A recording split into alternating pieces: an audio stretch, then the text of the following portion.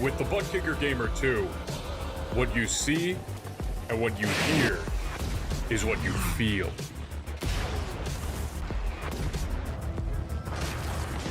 ButtKicker. The future is feeling.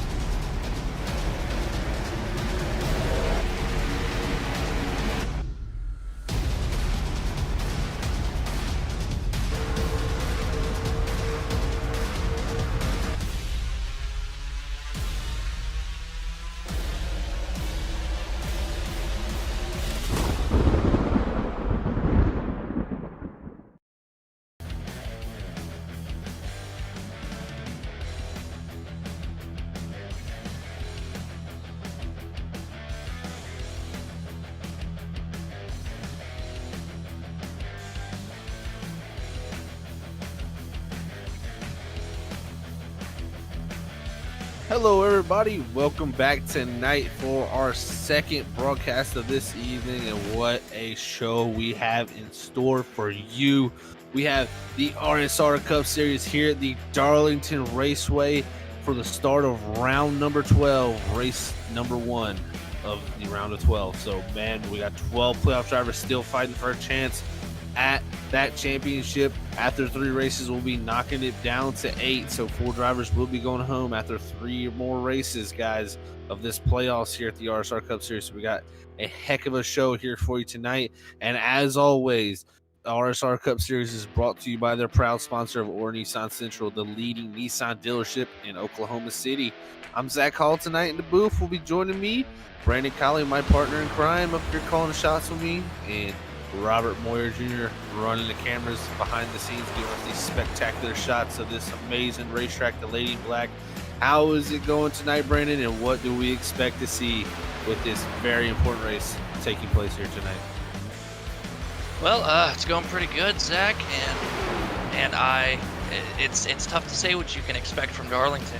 It's such a difficult track, really a driver's track. You're not racing your competitors, you're just trying to make it around this crazy old race surface.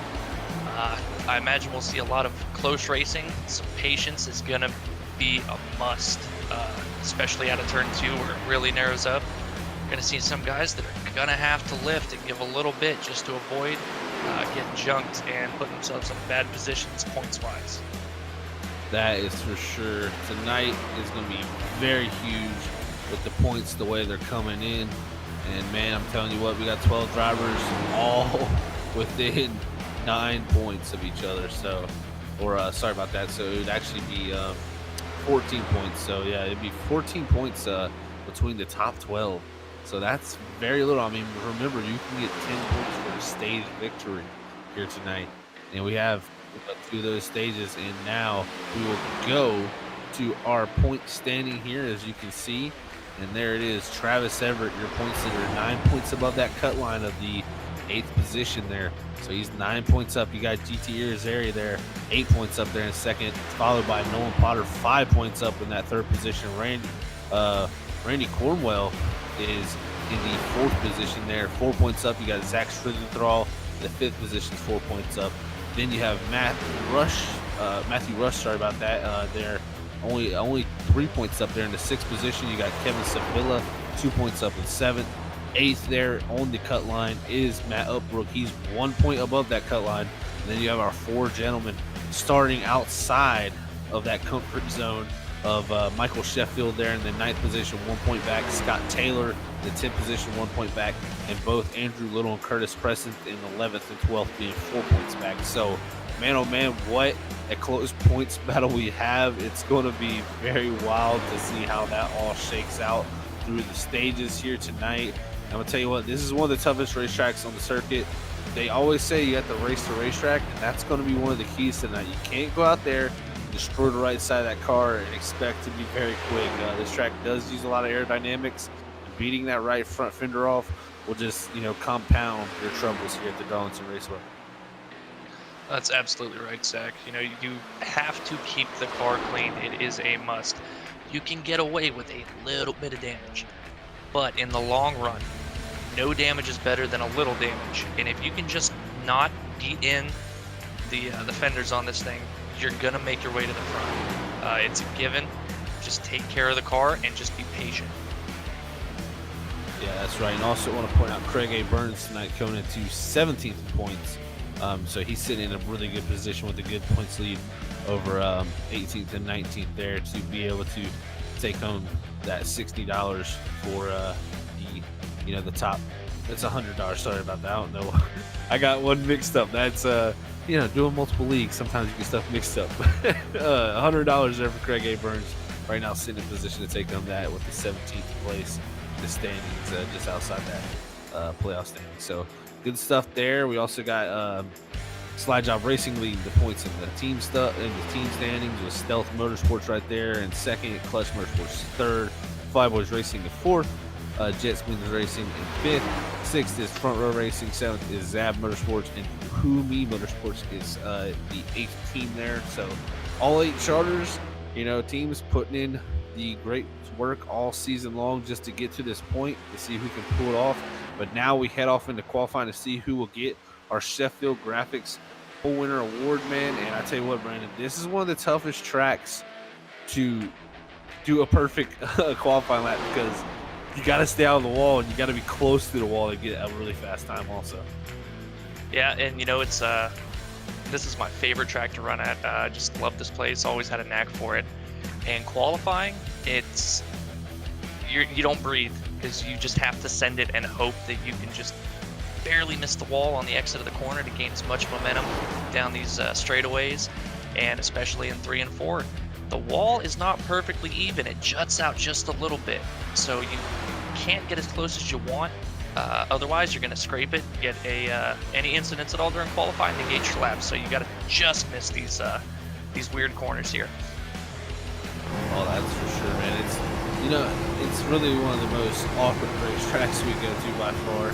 As a ride on board here with Zach Schrittenthal, who's actually on top of the board right now with a 27:33. So great stuff on him to be sitting up top. He was actually our fastest man in the practice session there. As GT all comes very close to a 27:34 on his second lap to come really within 100 milliseconds between him and the top man, Zach Schrittenthal. So very important stuff because that's 2 of our playoff drivers right there. I mean, literally that's our Zach Schrittenthal sitting tied for 4th right now in points with GT there in 2nd. So, if you can get early track position, because this is also a track position race, not the easiest track to pass at with it being really one through. It's definitely something you want to think about is qualifying good here and staying up front throughout this race because you can get some very nice stage points as we get to this main event. Yeah, the track position game is probably going to be played more than anything. You're not really going to want to try to just make passes and gain positions on outright speed. You'll use the tires up very quickly doing that, and once the tires plateau, you can take very good care of your tires and have considerable speed over the guys that don't. But just being in front is a huge advantage, and you kind of get to dictate your own pace at that point. You're not having to really battle people that are trying to pass you. You're not having to make aggressive moves and get extra heat in your tires trying to pass other people to get up to the front. So I think Zach Schrittenthal, GT Irizarry, and Travis Everett, they're in a really good spot right now. Just to start this race, they're not going to have to fight for much. They can just kind of settle down and be like, listen, guys, we're not going to fight here. Let's just run some laps and figure out where we're at with our speed. Yeah, you hit the nail on the head there. I mean, it's pretty much exactly what you got to think about when you come into this race. You can't ask for too much. You know, this is a track that will bite back when you try to take a too big a bite. It will not end up well for you. So you got to really plan yourself out and not push too hard early. So we'll see how those guys play out here tonight with that. As remember, we do have stages here tonight, and that first stage will come at lap 45 here this evening. And then followed by that, we'll have stage 2 conclude on lap 90. So those are very important laps to get to. We have a 50% fuel load with 4 sets of tires in the pits. So going to see some interesting strategy being played. The fuel run looks like to be about 33 laps estimated. So not going to be able to make it to the end of them stages. So when do they pit? Do they split them up? Do they catch a caution? There's going to be strategy all over this racetrack here tonight, and it's going to be very important to see how it plays out points-wise for these guys also.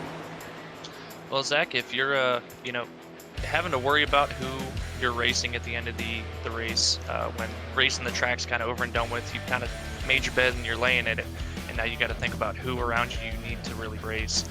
You want to have fresher tires here. It does make a big difference, especially down in 3 and 4, where there's a lot more off-throttle time. As 1 and 2, it's pretty close to wide open throughout the run. So if you can have just slightly better tires and get a better exit off of 4, you're going to be sitting really good compared to the guys that don't. Definitely. So as we go to our qualifying results here tonight, sitting on the pole will be Zach Schrittenthal in that number 2 machine. Followed by him will be GT Irizarry in that 14 there in second place position. Third, we'll go to our points leader, Travis Everett. Fourth is Ryan Bean.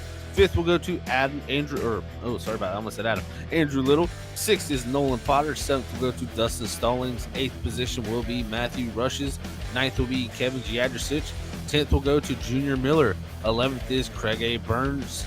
12th will be Kevin Sabilla. Harold Watkins will start in that 13th position. Nathan Campbell will be 14th. Calvin Ruff will be starting in 15th, with 16th position going to Randy Cornwell. 17th is Adam Buzzio. 18th will go to Brock Potter. 19th is Daniel Gonzalez in the 99. 20th will go to Chad B. Singer. 21st, Matt Upbrook. 22nd, Richard Gonzalez. 23rd will go to Tony Ludi. 24th is Anthony Yunes. 25th, Michael Sheffield. 26th, Marc-Andre Thibodeau. Drew Hatcher will start in the 27th position. 28th will be Clint Mata. 29th is Robert Nestor. 30th will go to Ryan Ezel. Scott Taylor in the 30th position will start 31st. Sorry about that. And Michael Haru 32nd. So, we got a great field here tonight. And Zach Schrittenthal is your Sheffield Graphics pole winner. And we will get a quick chat in here with Zach real quick. See what he has to say to our man, Brandon Colley. And here is Zach Schrittenthal. Hey, Zach, it's Brandon up in the booth. You got a copy? Yeah, I got you guys. Man, good job getting that pole. Track position seems to be really important here at Darlington. One of the toughest tracks that you can run on. What is your game plan going in here? How are you feeling about this race? Yeah, it's definitely going to be tough. Feeling a lot better after the stealth team got some good laps in last night in a practice session. But really the big thing for me is staying off the wall coming out of the turns and honestly just keeping it clean and keeping track position. Well, again, great job on the pole. Hopefully you can keep all that, all your ducks in a row and keep it out of the fence. We alluded to that at the top of the broadcast that you got to keep it clean. So hopefully you can do that, and we will be talking to you either in the stages or at the end of this thing. Yep, hope so. Thank you guys. Have a good one. All right, that was your Sheffield Graphics pole winner here tonight, Zach Schrittenthal, as we're getting ready to bring him down here to get the green flag tonight, man. It's all super important right now about where you start this race and where you finish these stages. Let's see how it all shakes out as the pace car takes the hard left turn down to the awkward pit road, and Zach Schrittenthal will lead us down to the start of this race. Green flag in the air, riding on board with Zach Schrittenthal. Man, what a start he got. He's able to clear GT as GT tries to get clear of Travis Everett. As he does, the front 4 will single file out, and that's very important here as you start this race tonight. Yeah, you really don't want to be side by side coming out of 2, especially on a restart where it's very much wide open. It's really easy. We saw it with the Arc Evolution series last week at Rockingham, turn 2. It just narrows out so quick, and you will find the wall in a hurry. You definitely will. Not a lot of room off the exit too. GT did take a look to the bottom of Zach Schrittenthal there off of 4 or going into 3, but just that outside line in 3 and 4 is so strong. It's almost impossible to make a pass on the bottom. You have to have that guy almost mess up or get into the wall really to make that pass, or you just got to be so far ahead to where you can throw that slide job and slide up in front of him. As I look back at Ryan Bean putting the pressure on Travis Everett. Zach, it's so difficult to really make a pass on fresh tires because everybody's pretty much running the same thing. You're almost wide open the whole way around you. You barely have to breathe it in 3 and 4, as we see Travis Everett with a nice run out of 2 on GT. It's not going to be until the tires wear out where there's going to be a lot more off-throttle time, especially in 3 and 4. You're going to set up your passes for the entry to 3 to really get a good run out of 4 down to 1. Yeah, you're definitely right about that, man. It's all about getting off of 4 to get to 1. If you can get that nose ahead entering 1, you usually make the pass. It gets kind of hairy if you're not a nose ahead, then the guy on the outside, you kind of decides your fate at that moment, and then that's where you're going to see some incidents possibly going down into 1 because it narrows out really quick, and the car really wants to go out towards the wall because, like you said, you're just carrying so much speed down there, so you're really trying to run wide open. As you look back here, look at this. You got Nolan Potter with Dustin Stallings on the outside. What does this work out to be? Oh, Stallings in the wall, same with Kevin Giadricic, but they both catch it. See, that's the thing right there. Just kind of alluded to that. You go to the outside of somebody there, it's really tough not to get in the wall because you got to let that car go down and then sling up towards the racetrack. It really wants to go out towards that wall. So it's tough not to get into it, and that's something we've already seen as we look back at Craig A. Burns here in the 12 machine, running in that 11th spot here. It's pretty much single filed out, and like we're going to say most of the night, passing will be at a premium. It's going to be tough to pass, but you're going to see passes happen. Guys will make stuff happen, but it's going to be tough at the same time. Yeah, most of the passes you're going to see early in a run are guys that, catch the fence, have to lift just a little bit. The speed's so high on fresh tires, lifting a little bit is really going to hurt. But once they get worn in, probably around lap 15 to 20 is where you're going to see the guys that, know the secrets of this place start to make passes and make up ground pretty quickly. Yeah, I was actually going to allude to that is, Zach Schrinthal here doing a great job, almost to an 0.8 of a second lead here now on GT. But you can't go out here and burn your stuff up. It's very easy to get out here and just go drive off into the distance and just drive it in there, sell it off into the corner, and you're going to be plowing tight if you do that. So you got to really watch out for eating that right front off here. This track really very abrasive. As you see, look at this. The 112 of Kevin was thinking about going to the outside of Kevin on the exit too, and that's, like you said, a dangerous spot. Up front, Travis Everett almost loses as he gets into the wall, and I believe GT did also. We had a few guys get in the wall right there. Actually, GT stayed out, but Travis did take a pretty nice little lick there in that 59. That's going to slide him back to the 5th position as Andrew Little was able to pass in also. Yeah, not too much damage for Travis Everett, just a little scrape. But, right there, center 3 and 4, right about where the Darlington is painted on the wall. For some reason, the wall just kind of sticks out a couple feet extra right there. And, you've almost got to get back to the gas and cut the car a little bit before that if you take the super high entry. And if you don't, that's exactly what's going to happen right there. Yeah, my rule of thumb as I've always come here to Darlington is I always try to be my highest point in my arc is right after the D in Darlington 3 and 4. Like you said, you alluded to it. It's almost like the wall juts out. It's not perfectly round, It really does jut out right there at the letters. It's some reason, something about it.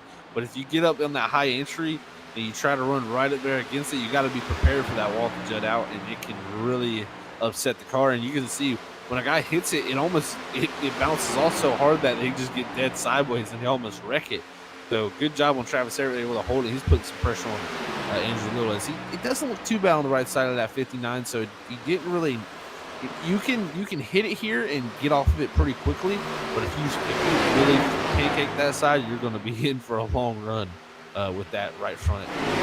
Wow. Yeah, we saw a perfect example of that while you were talking about it with Andrew Little. You know, he just scraped the wall, but then was immediately off of it again. Little checkup. I think Dustin Stallings and Travis Everett may have made contact there, but Dustin Stallings a little bit of right front damage. I don't know if we just saw Andrew Little get into the fence out too. He made a very sharp left on exit there.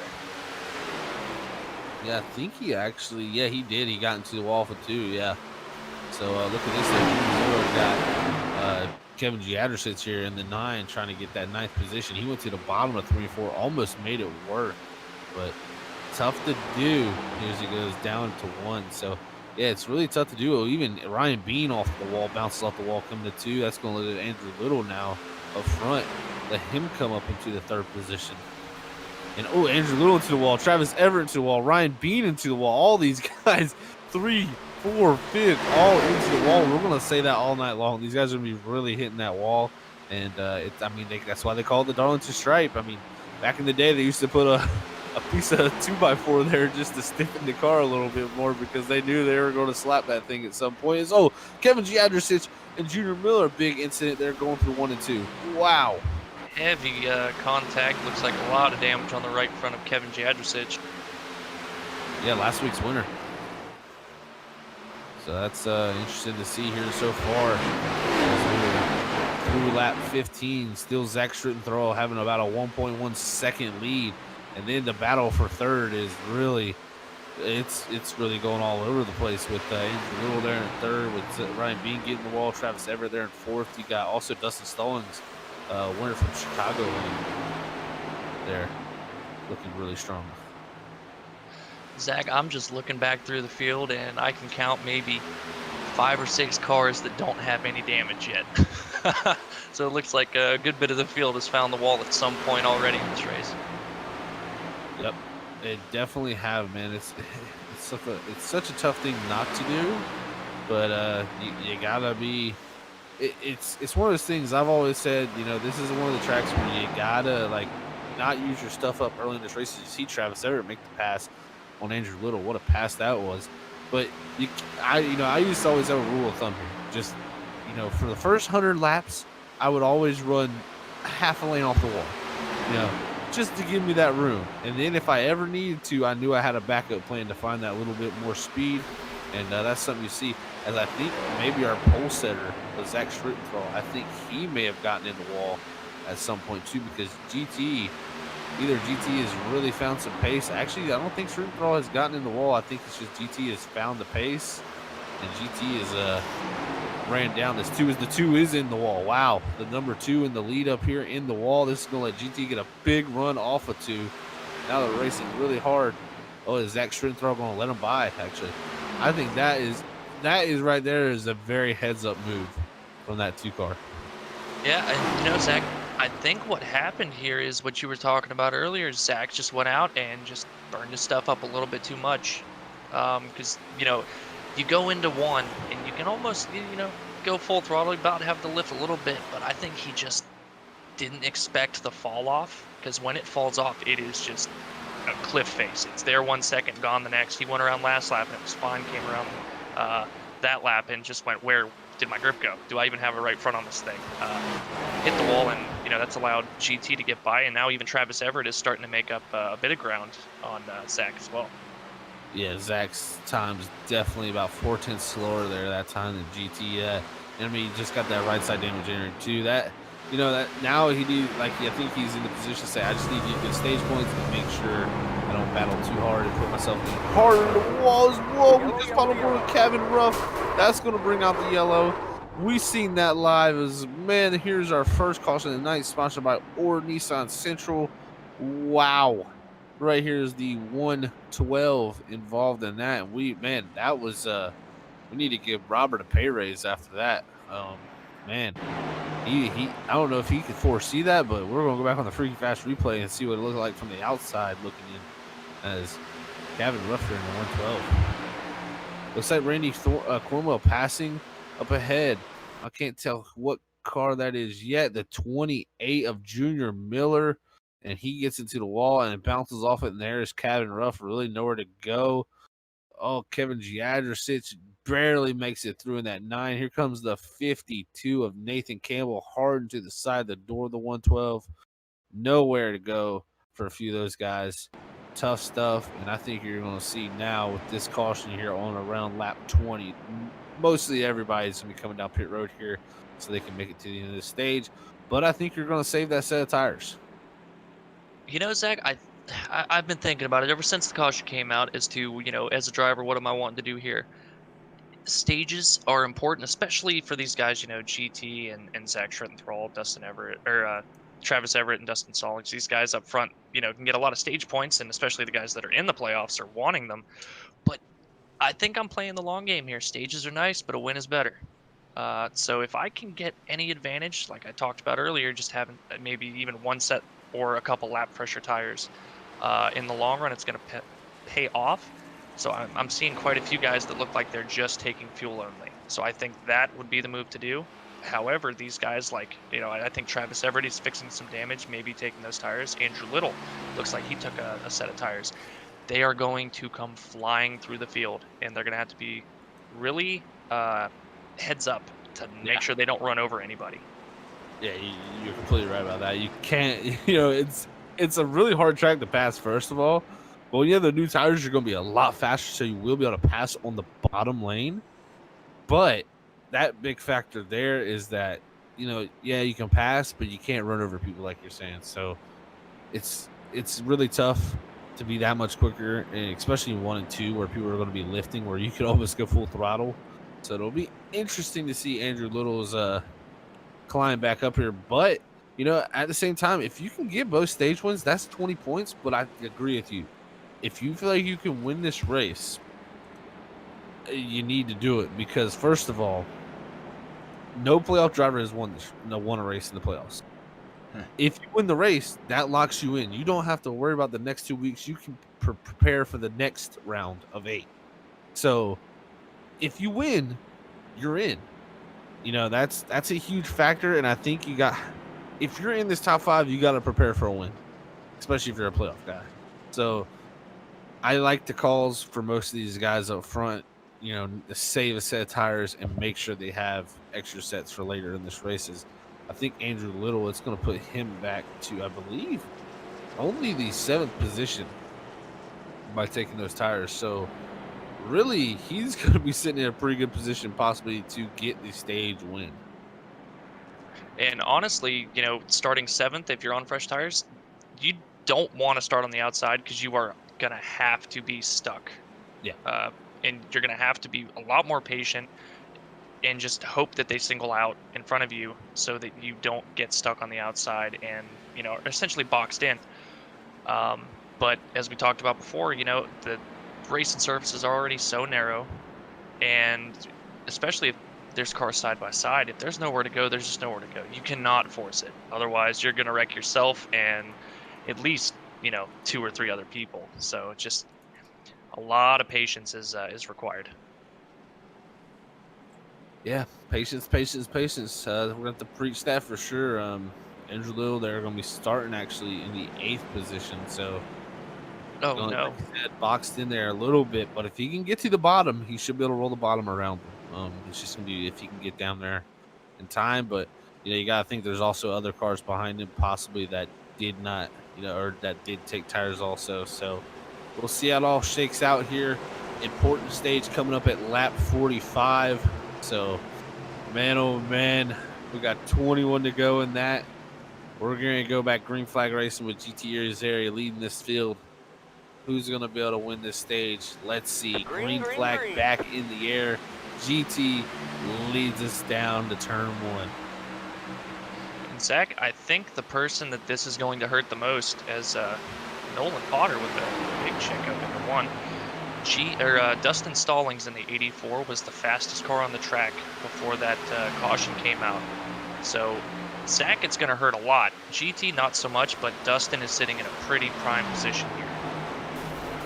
That he is, looking very, very strong through that long run. And he was one of the guys we've seen at Chicagoland, the other 1.5 miles, which this is not 1.5 miles, but it's the closest representative of this track is 1.5 miles. And Dustin Stallings at Chicagoland was really dominant personally at that racetrack. He was one of the fastest guys on the long run, and you're already seeing him put a little bit of pressure on Zach Strittenthal. But I tell you what, Andrew Little already up to 5th. I think if it continues on green here, I think Andrew Little is sitting in a very good position to possibly win the stage. Oh, I absolutely agree. It's a good move. As looks like Dustin Stallings going to wave him by. It's a great move to win the stage, but now he is down 1 set of tires, which means, with the stage, he's not going to be able to take tires with the rest of these guys at the stage break. So he's going to win the stage, but as soon as they go back green, he's going to drop like a rock, unfortunately. It's just a matter of how he can rebound from that. Yeah, I mean, it's catch-22. Yeah. Do one thing, you're gonna finish where you finish. He was running pretty good, so I'm kind of conflicted by it. He was running in the top 5 almost right there. That would have been good stage points. I mean, he comes into tonight. We also got to think about that. Coming into tonight, he was 11th points. Oh, and we have a caution here. I wonder what for. I've not. Oh, it might have been Marc-Andre Thibodeau. In the 27, we did have the incident down here in the number 27 car. So we'll go back out here and check it on our Nissan Central Caution, our freaky fast replay here. As they go down in turn 1, already in the wall was Marc-Andre Thibodeau down 3 and 4. As they go down into turn 1 here. Oh, hard off the wall, bounces off and entering the corner. And look, there's a playoff contender, Randy Cornwell. And look, Daniel Gonzalez also involved. Wow. So some heavy damage for a few of these guys. Randy Cornwell taking a good lick there on the 22, but it's not terrible looking. But man, oh man, not something you want to see if you're a playoff guy. Oh, absolutely not. I mean, he can sit on pit road and get it fixed, but it will not fix all of it. So he's going to be at a slight disadvantage. The good news is pretty much everybody's going to have that type of damage. Everybody looks like, except for maybe 4 cars I've seen so far, have gotten into the fence. So everybody's kind of even. So it's not going to hurt as much as you'd think. Yeah, completely right about that, man. Yeah, it could have been a lot worse personally for him. So he's just got to focus on now just getting himself back in position. Yeah, it could have turned out like Daniel Gonzalez in the 99 behind him. He's out here driving modified at the moment. So that, it doesn't matter how much everybody else gets in the fence. If you don't have a front end, it's going to hurt you. It definitely will. And, while that happened, Zach Strittenthal was passed by Dustin Stallings, our winner at Chicagoland, which I do have a little bit of inside info on this number 84 machine. Of Dustin Stallings, our winner from Chicagoland. It looks like his bio, he's at 27 years old. He loves anything about race cars, and he will be the substitute driver for Daniel Gonzalez for the remainder of the 2020 RSR Cups or iRacing Cup Series.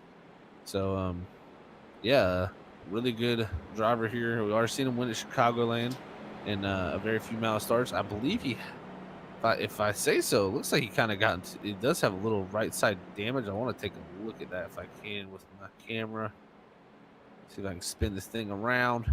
Yeah, he definitely got in the wall pretty good at some point, but it wasn't really affecting his speed, and he's got some splitter damage personally on the nose. So he was looking pretty strong for having that damage. So good job of saving the tires mostly from that 84. Yeah, that, I'm pretty sure he got into the back of Travis Everett earlier, so crinkled up the nose a little bit, right side damage. I said everybody's got it, not too bad.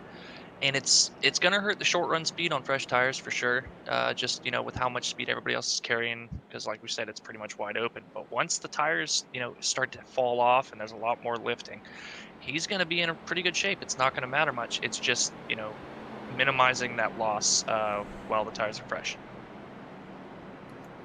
Yep, got to minimize that as much as you can. And, that's one thing, like you said, it was Travis Everett bouncing off the wall in front of him. That's another thing. It's kind of like what we see at Kansas, too. It's kind of a similar thing. Any track we run up against the wall, if the guy in front of you, if you're right behind him and that guy gets in the wall, it's so difficult not to just run him over. So you're going to see that a lot tonight, I believe, with guys getting in the wall and then people just getting in the back of them because they really have nowhere to go. You can't just turn down. The car is literally right on the edge of the limit of grip. It's pushing out towards that wall. So we'll have to see how that plays out. Remember, Andrew Little on the newer tires here in the 4th position. Can he get by these 3 up here to get him a stage win and get those 10 bonus points? So remember, he was 11th in points tonight, 4 points under the cut line. Those 11 points will definitely help. Yeah, points. sitting outside right now coming into this race of the cutoff. It's only the first race, but if you can go ahead and gain a bunch of points on these stages, and he's in prime position to do it with the freshest tires, I'm sure he'd be okay with the 3rd place points for the stage, but knowing that he's got the best tires, he is going to be digging. It definitely is, as the pace car lights are off, and we're in 3 and 4, and we're about to bring it back. Green flag racing here at the RSR Cup Series at Evolution Racing Leagues. And there they are, GT Irizarry taking off in that 14. Green flag back in the air. Dustin Stallings second. Zach Strittenthal third with the new tires of Andrew Little. Let's see how them things fire off on that number 68. Well, Zach Strittenthal on the 2 got a much better restart that time. Was able to hang with Dustin Stallings in the 84. And we should see this corner right here where those tires are going to matter. Just look at the speed difference and how much you gain just through the center. They did. He goes to the inside of Strittenthal as we look back here at Matt Upbrook in that 16 machine, one of our playoff drivers running in 12th, as Andrew Little does complete the pack on Zach Strittenthal to move himself up to 3rd. So now, can he make his march toward the league? It will be coming to 11 to go this next time by. As we look back at Michael Sheffield, one of our other playoff contenders, running in the 5th position. So not in stage position. That's the thing. A few of these guys out of stage points, that's going, that's going to hurt them for sure. Yeah, especially when you've got so many of the guys that you're racing that are about to just get a really big handful of stage points. Being the one on the outside, not ideal, but they may be just trying to set up for the long game. As important as stage points are, you got to finish the race to maximize your points. Must finish to win. That's what they always say. If you ain't finishing, you ain't winning. So, man, oh man, Andrew Little up front now it was so close between him and Dustin Stallings. As we go on 4 with the 68 now, we see Andrew Little literally get in by the hair, like just by a hair last week in points. Really did a great job in the stages, and that's what he's trying to back up here tonight. Look at the run coming off of 4. There's where the new tires are going to shine to the inside, but he's not going to be close enough. See how it all works out here as they go down to 1 and 2. He's doing a good job of being pretty patient, like you said, Brandon. You can't just overdrive it. You just drive in there like reckless abandonment. He's doing a good job of not doing it. Yeah, I like that move. He tried to go in side by side into 1 and 2 last time. Didn't work out. Decided just to follow through 1 and 2, set up for maybe a pass on 3, but then gets just a great run out of 4, and he's going to be well ahead to make this pass into 1 this time. Yes, so close up front for that number 68, but he makes the pass on Dustin Stallings to move up to 2nd. Now, can he get to GT is the question, as they'll be coming next this time by to 38 laps. So you're looking at 7 laps to go in stage number 1. As we look back at Matthew Rush, now 11 machine with the 34, Nolan Potter directly ahead of Zach Strittenthal. So playoff guys everywhere. Is Andrew Little to the lead in the 68 as we have 7 to go in stage number 1. What a race we're seeing. Dustin Stallings trying to take advantage of that up front also, and maybe move himself up into the 2nd position. What a race we're having up front.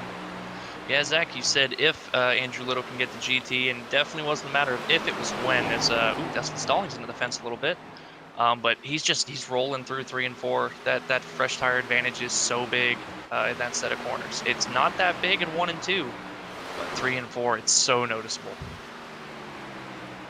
It definitely is. We look back at Randy Cornwell involved in that last incident there, running the 17th position. Now we look back at Clint Mata in that 82, running in the 20th position. And that 57 ahead of him, I believe that also is Yeah, I believe that is Scott Taylor. Yes, it is Scott Taylor. It says 57, but it's a trade paints issue there as it does not show as 24. As you can see, look at these guys racing here. Tony Ludi in the 13. Woo! So he gets passed by the 8 of Robert Nestor. Ryan Ezel back here. These guys are racing hard. Oh, and we have an Contact. incident right in front of there. Looks like that was Junior Miller involved with, I believe that was Harold Watkins. Yeah, Harold Watkins in the 22.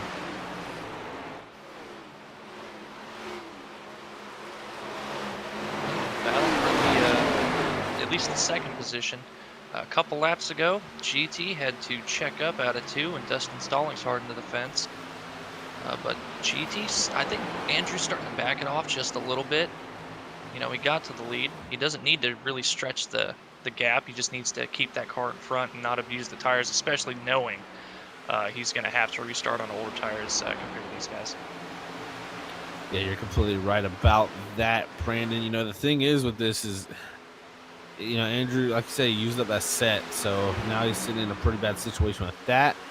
But now he's got the lead. He knows that he doesn't need to go ahead and pull away too far. You know, just keep the gap up nice. And you can see in 3 and 4 is where those tires shine the most. He just easily gaps them there in 3 and 4. As we coming by this time right here to 2 to go in the stage. And it looks like our top 10 is pretty set. Matt Upbrook in the 10th position. Pretty decent gap to Ryan Bean behind him. So I think they're pretty safe.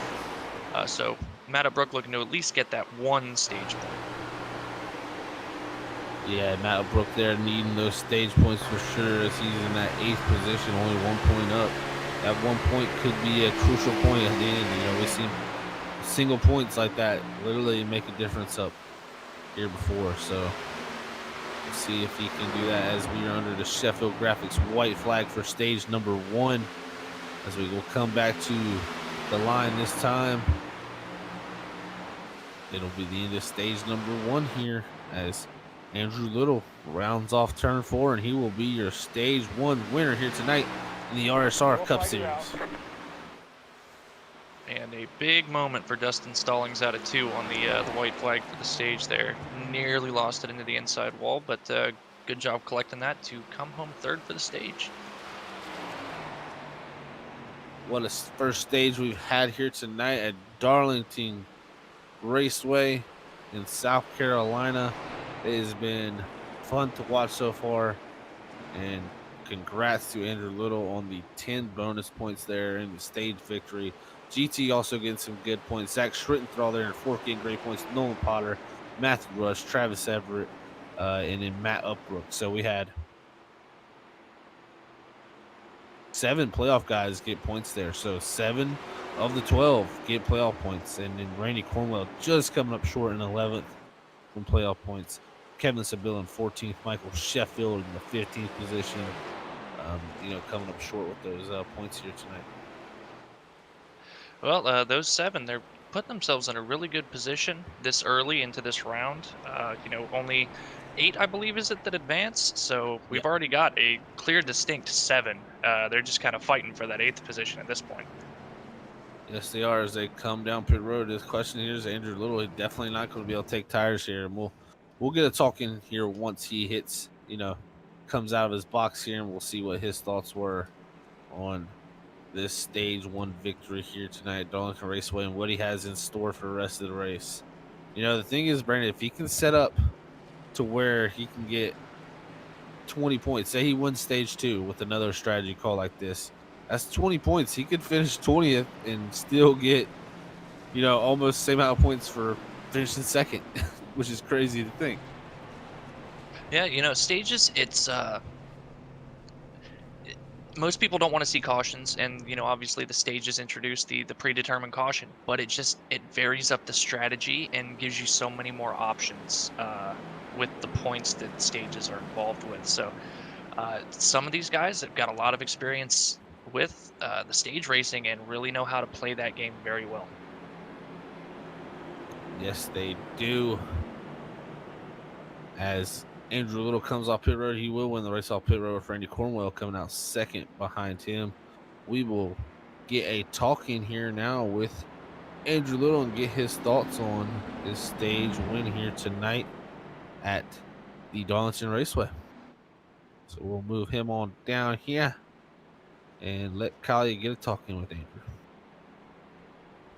Hey, Andrew, it's Brandon in the booth. You got a copy? I got you, bud. Well, man, great job on that stage 1 victory, collecting those 10 points to, help with your playoff chances here for this round of 12. We saw you took tires the previous caution, and it propelled you up to be able to handedly take over the lead for that stage win. Are you a bit nervous that now you're kind of behind the 8 ball here on older tires with these guys? Yeah, especially with how fast GT and Dustin were on old tires.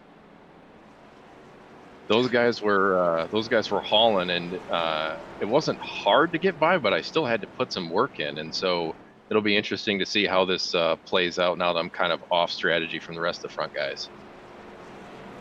Yeah, we noticed that Dustin Stallings, he seemed to be the fastest car on older tires, really good at saving, and you know, it just seems like even a couple lap pressure tires have been a big difference here. So looking to hopefully you don't get run over here. Hopefully guys are patient getting around you that are all on fresh tires, because it looks like there's quite a few. But again, great job on your stage victory here, and hopefully you can get some more points in the next stage. And we will talk to you hopefully at the end of this race.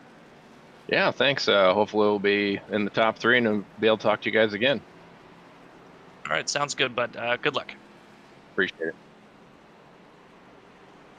All right. That was Andrew Little there, our stage 1 victory winner.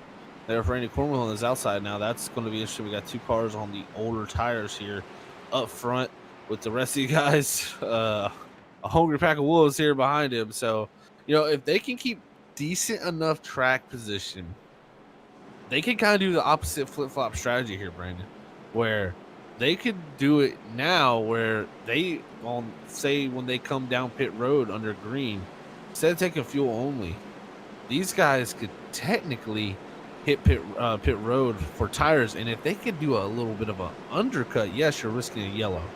But if they could do a little bit of an undercut, they still could come out with another stage victory. So I'm going to be interested to see how they play this strategy as this pace car gets pull off. But we got some interesting things that can play out here, as now the field has 3 sets of tires all around. As pace car is in, these boys will line them back up, and we will go back. B-flag racing is there. It is. Andrew Little, what a start.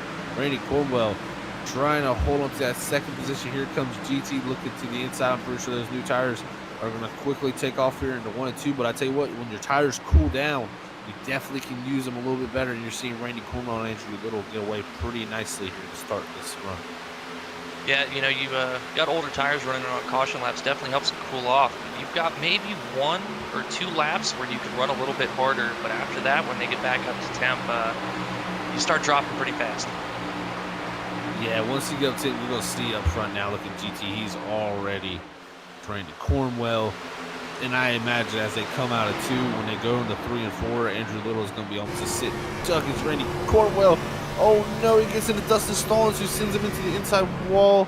And I believe we'll have a caution here sooner or later. Dustin Stallings on the inside of the track. Yes, there it is. And the yellow is out on the racetrack. So our Nissan or Central yellow is out. And we'll have to check out what happened there, as Randy Cornwell coming off of 2, like we've alluded to all night. Off of 2, man, it tightens up so quick. And we're going to see here what happens. As you can see GT here on the Freaky Fast replay, passing the 22. Here comes the 84 trying to make that pass on the bottom. And it's so tough to do. Randy just comes down a little bit into that 84, trying to stay out of that wall. The 84 is there. It's going to send the 84 hard into that inside wall, and that's going to be heavy, heavy left side damage on the 84. Well, unfortunately, I hate to say it, but I was questioning the move in 1 and 2 for Dustin Stallings, and I kind of saw that one coming. Anybody that's been a long time viewer for Freaky Fast, they know I've got a bit of experience with that particular move happening, and pretty much the same result. So, yeah. But like we said, turn 2, it's so tight, and you've got to have a lot of confidence in your ability to handle the car and the guy you're racing's ability to keep it out of the fence and keep both of you pointing in the right direction. Yeah, that's for sure. And like looking at that, Dustin Stallings, engine damage there, so it's going to be almost night over for him with no quick fixes here in the RSR Cup Series. So he is going to definitely struggle for that. The big thing he can look at is he's not a playoff driver, so he can go into next week with a clean conscience and just be ready to race. So unfortunate because he was looking very, very strong on older tires, even with some damage. I think GT now has kind of breathed a sigh of relief here tonight, as he has been the other guy to look very, very strong on the long runs here. Yeah, and I'm looking for Zach Schrittenthal on the 2. I think after that first run where he really pushed the car hard, I think he's going to back it up and realize, hey, don't do that again. We saw it worked, how quickly, I was able to get out to a decent lead, but how quickly, once those tires wore out, these guys were able to get around me. So I'm looking for him to have a lot of good pace too, to keep up with GT. But, you never really want to hope that anybody has a bad day, but it's definitely a sigh of relief when the guy that you feel is your biggest competition has an issue like that. It definitely is. And, it's funny. I went through this whole entire field just to see how many cars have right side damage and have hit that wall. How many cars through 55 laps do you guys think is not or do not have right side damage? I'd probably say somewhere like 4. 8 cars. 8 cars. Well done. So, yeah, so you have GT, Matthew Rush, Nolan Potter, Matt Upbrook, I believe also Michael Sheffield. There was a few other cars too. So, yeah, a few other cars without damage on the right side of their cars. But that's going to be critical, man. Like I said, you don't want to get here early and get that damage because it's just going to keep compiling. If you hit it again later, it's just going to make it worse.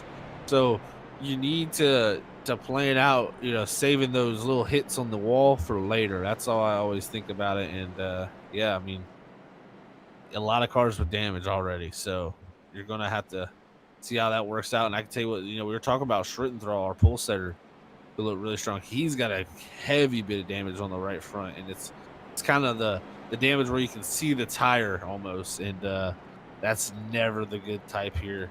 That usually tends to make the aerodynamic ability of the car very, very weak. So we'll see how it plays out. I'm sure it'll be interesting to see overnight. I'm sure if there's one car that comes out here with a clean right side, they better pat themselves on the back. So we'll see how that all shakes out as the pace car lights are off and we'll Gary go back 1-2 green.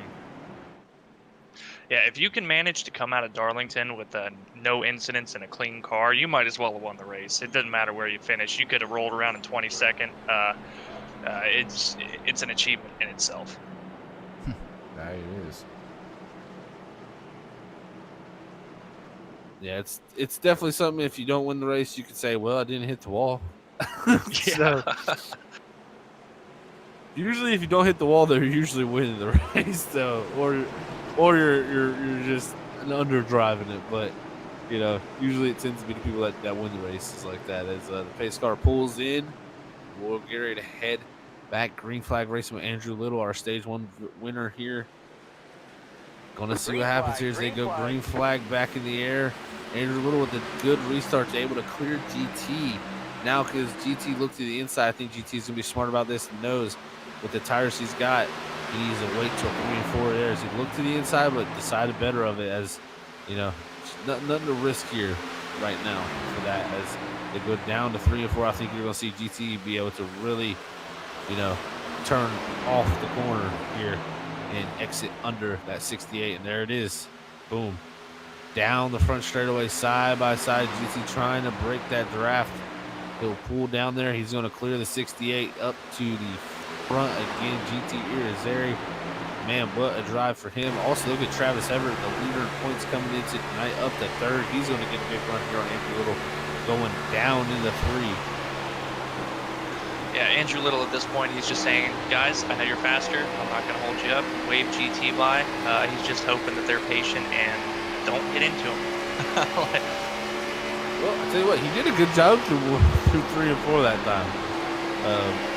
Travis said really closing right on the back bumper of Andrew Little. He he did a really good job there at three-quarters. Here comes Travis Everett with a big old run down the back straightaway. But not really losing too much ground. He's doing a really, really nice job. Look at Kevin Beatrice. Here comes Matthew Rush. Also, you got to remember Randy Cornwell in that 8th in the 22 there, dropping back. Also with him. Yeah, I was thinking, it's unfortunate he got caught on the outside, because if you just get stuck on the outside here, especially 1 and 2, you're having to lift so much that you just get freight trained. But, realizing he's on the older tires, definitely a smart move just to go ahead and keep it there and not be in anybody's way. And just make sure nobody accidentally, runs over you because you're in the fast groove. Yeah, it's going to be a long way back for Andrew Little, but if he can sustain himself around, the edge of the top 10, which there goes Matt Upbrook, here comes the 25 of Ryan Bean. I like the decision making there not to go to the inside. He could have definitely stuck it there, but at the end of the day, it's early in this race, and you don't want to, RSC might happen when you try to pass it late there. So just the inside 34 makes the easy pass around the outside. See, that's the easy pass right now after passing the curl on tires. So gotta plan that out. Oh, absolutely. It's much easier for those guys on new tires to make that cut off of center to exit 4, and it's just not a really good idea to try to force an issue in 1 and 2, because it's really the corner that kind of epitomizes that, diamonding the corner mentality. You really have to do that there, and it just makes it so that there's not any room on entry or exit for side-by-side racing. Very, very tough track to race, man. That's what it's. You got to race a racetrack. You just got to be smart about what you do, who you race with. As you can see, this top 10, or really top 9, have kind of broken away as Andrew Little lead that next pack of 10 cars. He's right on board from Ryan Bean in the 9th position. You can kind of just see this 9-car breakaway here from the rest of the cars in the pack. And as the tires wear, you're going to see it spread out a lot more. But it's definitely interesting to see how close these guys are early in this run. Yeah, between Andrew Little, Randy Cornwell, and the top 9 that are on fresh tires, they're losing about a tenth and a half or so per set of corners. It just shows you the difference between slightly older and brand new fresh tires. Yeah, it shows it. Yeah, it definitely shows a huge difference. The difference is very, very big. That's for sure. And it's wild to watch. And also something I just noticed out there, because we got him in chat. We don't have Curtis Preston out there on the racetrack either. So, oh, no, do not. Yeah, one of our playoff guys there in the 12th position. That's going to set him back. He's going to probably be in a must-win position coming into the next 2 weeks. Well, Curtis, we appreciate you tuning in here with us at Freaky Fast Broadcasting, but you need to be on the track, man. You got points. You're giving up a lot of points. What are you doing? Oh, he can go out there and win. We've seen Curtis. Curtis is very good. So he's definitely got the ability to go, make a late race dash in there. So we'll see how that all plays out for him as we get to the next 2-3 weeks. But can't put it past him because he's a very, very quick driver. Yeah, beauty of the playoff system is you don't have to have 3 good races. You just need to have 1 really good race. And I tell you what, the thing we were talking about, Randy Cornwell and Andrew Little, even looking at Chad Biesinger, but look up 2 cars ahead of Chad. That's the 18 of Randy Cornwell, even though it says the 22 on his door, and the 68 of Andrew Little. Those are 2 guys on the older tires as Brock Potter are trying to make the pass on Randy Cornwell. He's going to be able to do it there in 1 and 2. But, yeah, that's the thing. Like, those guys are on older tires, and they've only fell back to 10th and 12th now. So, doing a good job. If we catch, at some point, they're going to have to pit. At some point, everybody's going to have to pit. I think if you're them, you pit as soon as you can make it. I mean, yeah, you take a chance of getting a caution to keep your lap down. But if you pit as soon as you can make it, I think you win the stage. I was thinking about it at the end of that stage, Zach, with Andrew Little kind of being forced to restart on fresh tires. I'm questioning the fact that he came in and topped off, because he's almost worsened his disadvantage by doing that. Because he's now going to be on the exact same fuel cycle, so he's just going to be slower the entire run versus coming in a little bit earlier than the guys that were pitting that time by and being able to do that undercut with the fresher tires.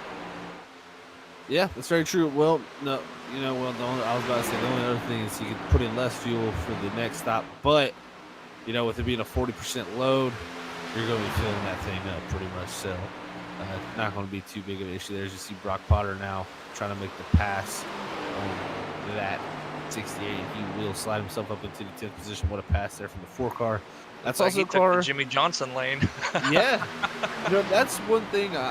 Man, I wish we could get that here in iRacing. Is just the ability at Darlington to run down below those dotted lines, and talking about the cars with a clean side. Also, to bring that up, Brock Potter's one of those cars. So up to 4th now for Brock Potter, looking very strong with the clean right side. Yeah, and he took fresh tires and really, really took his time getting around Andrew Little and Randy Cornwell. Unfortunately, it's put him back to a huge gap to the front line, but he's got a clean car, and that's really all that matters at this point. He's doing his own thing, running his own race, not worrying about being fast and up there fighting for position. Very, very smart move from him. And just so everybody, all the folks out there tuning in can know that, we got the top 7 drivers up on our top ticker, and that will stay stationary with our top 7 drivers. And if you see yellow under their name, that means they are a playoff driver. So those are our playoff guys right there. We got 5 of them in the top 7 right now.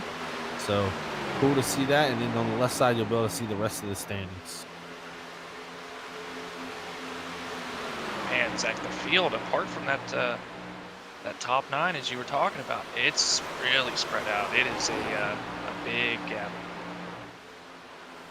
Yeah, I mean, you're seeing a pretty big difference here from top 9 back. I mean, Brock Potter's 7.7 seconds back from leader GT. He's running about a 10th slower than GT, so Brock's pace is looking pretty good right now. But Andrew Little there in the 11th position, running 29.49 to leaders 29.11. Yeah, the laps aren't super long here, but they're not, it's not like a short track where somewhere like Bristol where it's like 14 seconds. So you can afford to give up a little bit of time. It's not going to hurt him that much, and the leaders shouldn't be able to catch him by the time everybody has to be in. So it's not the worst thing that can happen for him, but 3 to 4 tenths a lap, it's not really a position you want to put yourself in for sure. It definitely isn't. It's right along with Travis Everett. Travis has gotten the wall a couple times here tonight. You can see a little bit of right side damage. I was looking at Andrew Little. He got in the wall super heavy in 3 and 4 a couple laps ago, and that was pretty big damage for him in that 68. But up front, I tell you what, it is going wild. And even Randy Cornwell, he had an issue coming off of 2, and he kind of just let the whole line go by and fell back to 18th. Well, he might just be trying to ride it out here. I mean, these guys, they don't have the paces the leaders do, but they're definitely on fresh tires, and really good job by these guys of being patient with Andrew Little and Randy Cornwell. But he had a little incident, already had to get out of it. There's no sense maybe putting yourself in a position for the next set of corners being side by side with a guy and opening up the possibility of there being a big incident. Yeah, definitely so. The also interesting strategy is those guys who didn't take tires on the first, or did take tires like Andrew Little and Randy Cornwell earlier, maybe they do the same thing that these other guys are doing and do not take tires this time. And just so that evens out their tire strategy. And, they got, especially Andrew Little, he got the 10 points. That's a pretty good bag of points. He's in 11th, so he didn't lose too much track position. He can keep that 11th position and maybe even squeeze out a top 10 here. And get some points too on that. That would be huge for him, because then even his tires back out and he got those 10 points that he wanted to try to get. Yeah, I mean, it's in the grand scheme of things, it's not a horrible move, but I don't like the track position lost on it. But it's also, there's a lot of variables, cautions at the end, and a lot of things that mess up different strategies. And maybe he has a caution fall before the end of the stage, and he is kind of forced to take tires and puts himself back in that position where, you know, he's got older tires again. I don't know if he can stay out if there is a caution and maybe risk some of these other guys taking another set and falling even further behind.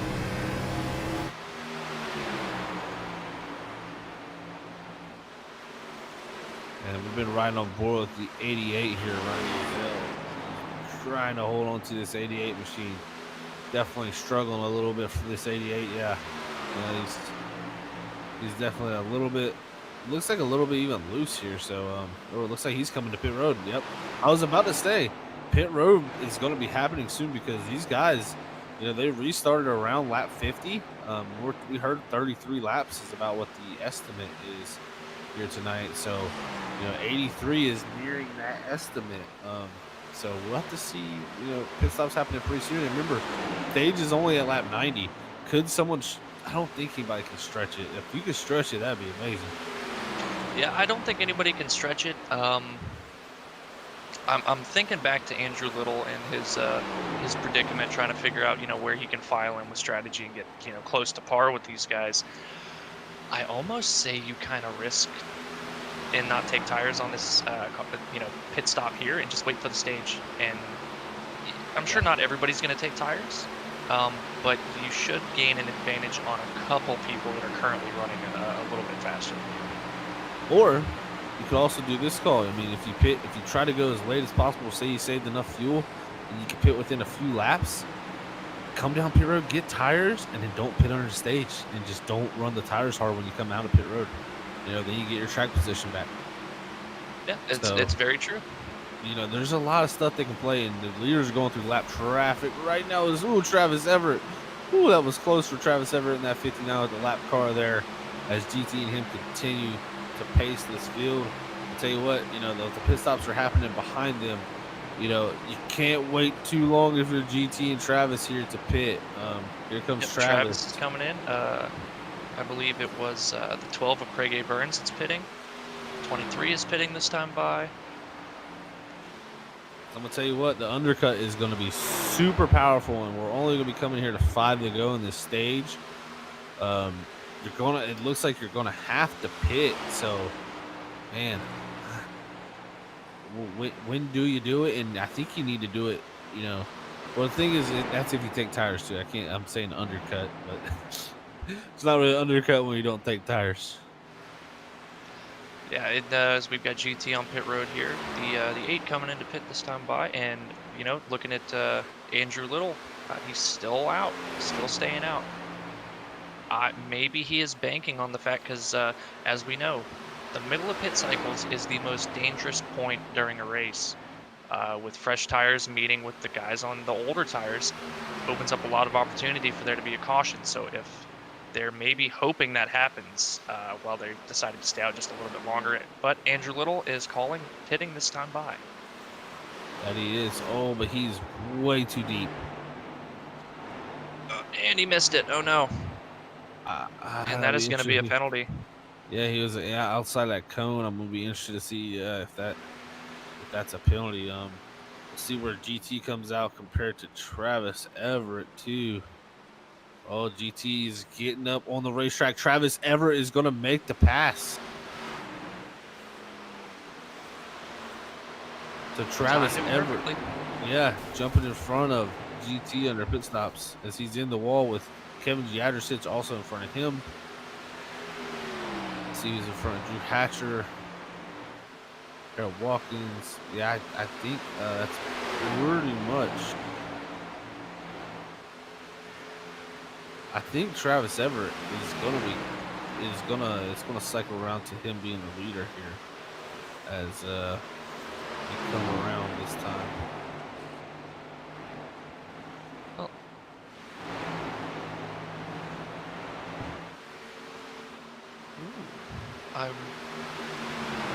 Wow, yeah. Marc-Andre Thibodeau and Adam Buzzio.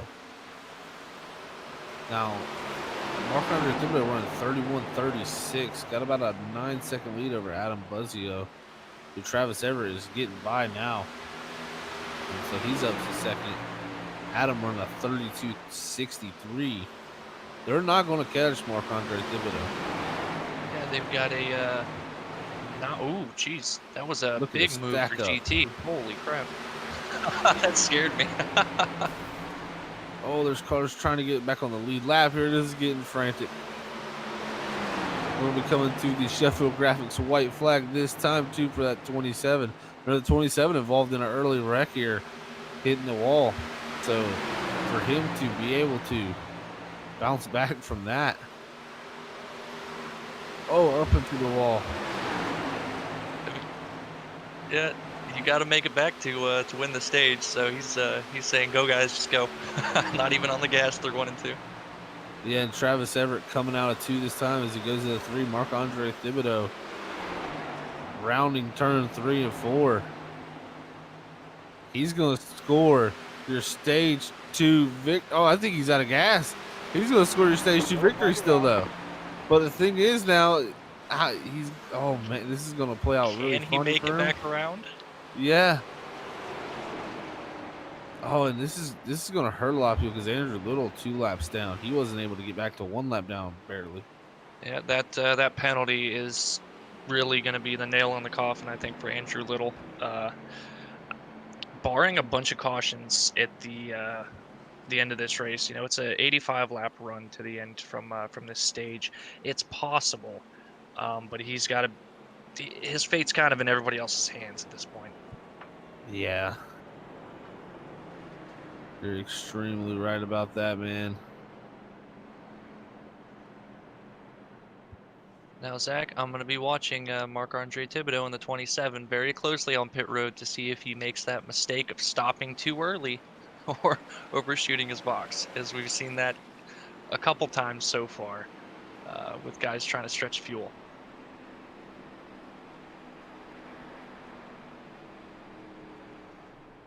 Wow. He's going to make it. Can he get stopped? He does perfectly. Nails it. Great job by Marc-Andre Thibodeau. And after he comes out of pits, we will get a talk in with their stage 2 victory winner here. That is, I'm going to tell you what, that one was out of the blue there. So that was very interesting to see. As he'll exit pit road this time. He's going to lose all that track position because he pitted on a closed pit. But, hey, he won a stage. I mean, that's 10 points. So, And not only that, it looks like he is gonna. Well, looking at the times for Travis Everett GT or sorry, they looks like they only took fuel. So I think everybody's gonna.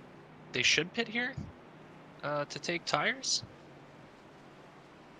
yeah, I believe they'll be taking tires this time for sure. So we'll go ahead and get Mark down here to see what his thoughts are about his stage 2 victory here with our main man Brandon Colley. They did not take tires.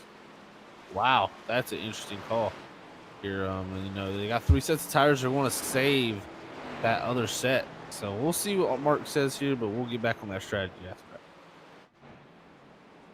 Hey, Mark, it's Brandon in the booth. You got a copy? Yes, I do.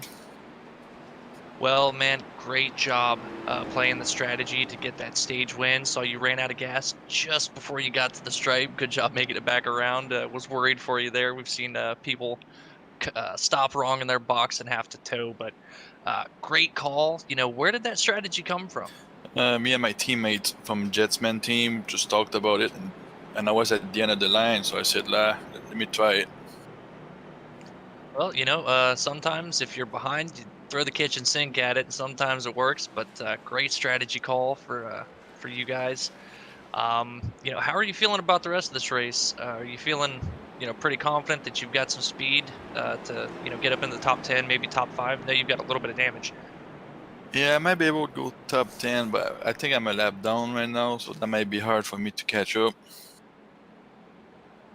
Well, hopefully you're able to get your lap back if you are indeed a lap down, and you know, fight and maybe play some more strategy to get even more positions. Maybe sneak out a win or a top 3, and we can talk to you at the end of this thing. Oh yeah, I'll try. Thank you. Thank you. Have a good luck in the rest of your race. All right, that was Marc-Andre Thibodeau there in the 27 senior stage 2 victory winner. Man, oh man. What a call from him, Brandon, to hit the strategy nail on the head. He's a carpenter. Yeah, he's making all matter of bookshelves and everything with them Yeah. them calls there. Man, what a call. Yeah, that was unexpected when it was definitely interesting to see someone pull that off. So really cool. Really cool as now we get it all shook back up, and that was some good stage for a lot of guys in the playoffs. I mean, right now your top 5 all playoffs. So, you got Craig A. Burns there in 6, and then pretty much from there it's pretty much playoff guys. So Unfortunate, Andrew Little pulling out that stage victory, just a little bit of a miscue. We didn't talk about it too much at the beginning of the broadcast, but this is one of the most difficult pit roads to get onto. I think here and maybe Dover are probably the most difficult, and just you feel like you can carry a little bit more speed, but that bank or the apron there is so flat. There's just not a lot of grip to get the car to turn, and just unfortunately overshot the commitment cone and caught that penalty. yeah, it is unfortunate. We'll have to rebound from it, but we'll have to see here as the pace car pulls in. GT is going to lead us back to green here in that 14 machine. With the battle with him and Travis Everett, also got Matt Overbrook from 21st to 3rd. So we'll see how this all shakes out as we go into the final stage here tonight at the RSR Cup Series. Man, it's going to be very important here to see where you can finish this race out.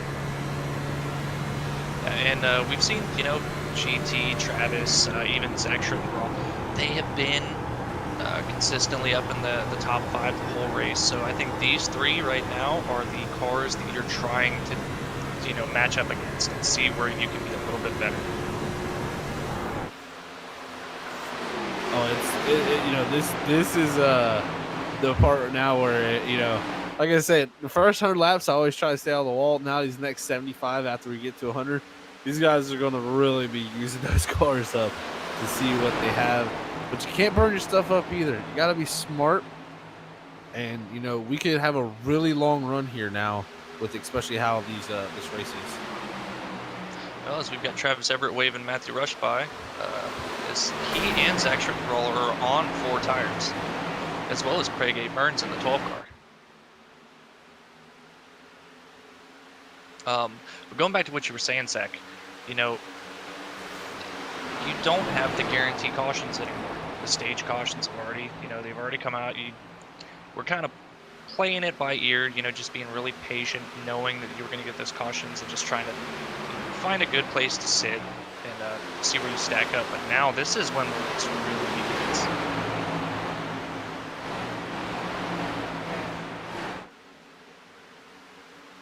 Yeah, and the guy's not taking tires. It's also interesting to see, did Matthew Rush take tires for his stop? I don't know if we have that information, maybe. Looking at it, he had a 20-second pit stop, so I'm guessing he was taking tires and fixing damage. Tires for Matthew Rush is actually a draw also, so yeah, and you can see these two already to the lead now. Matthew Rush and Zach Schrittenthal. It's let GT slide back to 4th now with Craig A. Burns up 3rd. So we're seeing strategy come into effect now. I like their call, knowing, back to what I said before, that the guaranteed cautions are over with. There's no guarantee that this is, you're going to get another caution before the end of this race. So they're betting it goes green. And if it goes green, GT, Travis Everett, Matt Upbrook, they're in a very bad position. Yeah, because they got 2 sets. The other guys got 2 sets of tires. If it goes green, you only need 2 stops to make it to the end of this race. So you're sitting pretty good if it goes green. If you're not, GT and them look pretty good. As we were watching back here in the 13th position with Randy Cornwell, and it was going crazy there. Now we look back at Ryan Ezel. He's got the 55 to his outside. There comes the 6 there to the inside now. Wow, what crazy racing now. Look at Matt Upbrook in 10th. We've had some wild racing back here. And these guys on tires, guys not on tires, and that's where you're going to see stuff happen. As Zach Schrittenthal back up to lead, our leader from earlier in this race in that 2 machine. Looking strong again, but he doesn't need to go out there and get that too big of a lead. He needs to definitely save his stuff here to be able to make it to the end of this race. Oh, absolutely. Looking at the lap times, they're running considerably quicker than Matthew Rush. Matthew may have had an issue on that last lap because he ran, I think, 4 or 5 tenths slower than Craig Burns and Zach Schritt. Still, even that lap, 3 tenths slower. So maybe he's saving wanting these guys to go out here and lay down quick laps and burn their stuff up. Very possible. I mean, looking at it, Matthew Rush. I mean, he's gotten to the wall now. I take that back. So let me see how many cars got a clean side. GT's still clean. Oh, Brock Potter's gotten to the wall now. Michael Sheffield, who's up into the 8th position, not gotten to the wall. So that's 2 cars. And I believe that is the only 2 race cars here tonight that have not gotten to the wall. Is that 14 and that 5. And that is very, very important. Well, Michael Sheffield, being the namesake for Sheffield Graphics, he doesn't want those graphics to get crinkled, so he's trying to keep this thing pretty clean. Yeah, and he's making passes on Brock Potter now, running up to the 6th position. So Michael Sheffield making his way up to the field. Didn't get too many stage points here tonight, but if he can just definitely make his way up and get a great finish at the end of this race, it'll make up for those stage points lost. Oh, absolutely. Especially, with a lot of these guys that have made good gains for stage points so far this race running into trouble. And then other ones that, like Marc Andre that aren't in the playoffs. So their points are really, not that they don't matter, but to the guys that are fighting for these playoff positions, it's not a big deal that, somebody like Mark got that stage win. I tell you what, up front, the lead has changed over to Craig A. Burns' hands. Zach Schrittenthal literally just sent it into 3.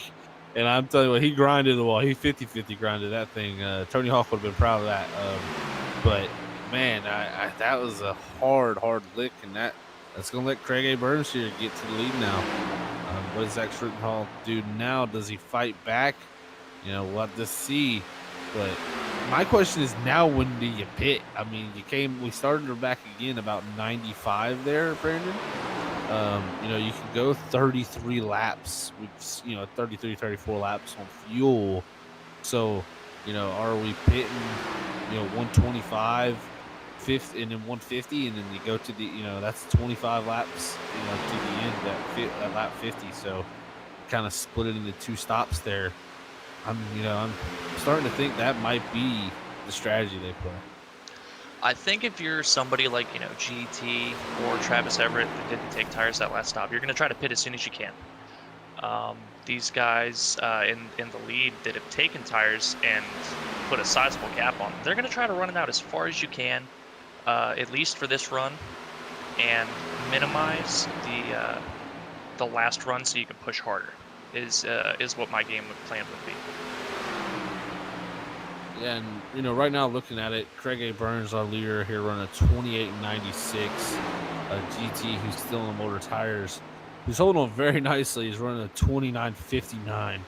So about 0.6 of a second, roughly, and that's a 29.35 out front now for Craig A. Burns, and a 29.37 from GT. So matching the leader's times on the older tires, because like I said, the plateau point comes at some point where you're going to run the same lap times as you did on the long run before, and GT's was super fast on the long run, so it's going to come back around, and GT's going to start to gain time with these guys if he can keep that long run pace up.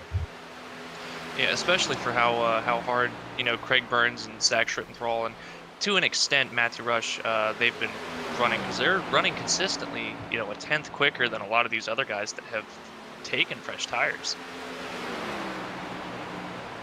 And I'll tell you what, GT came so close to hitting the wall, but he didn't. He kept it clean.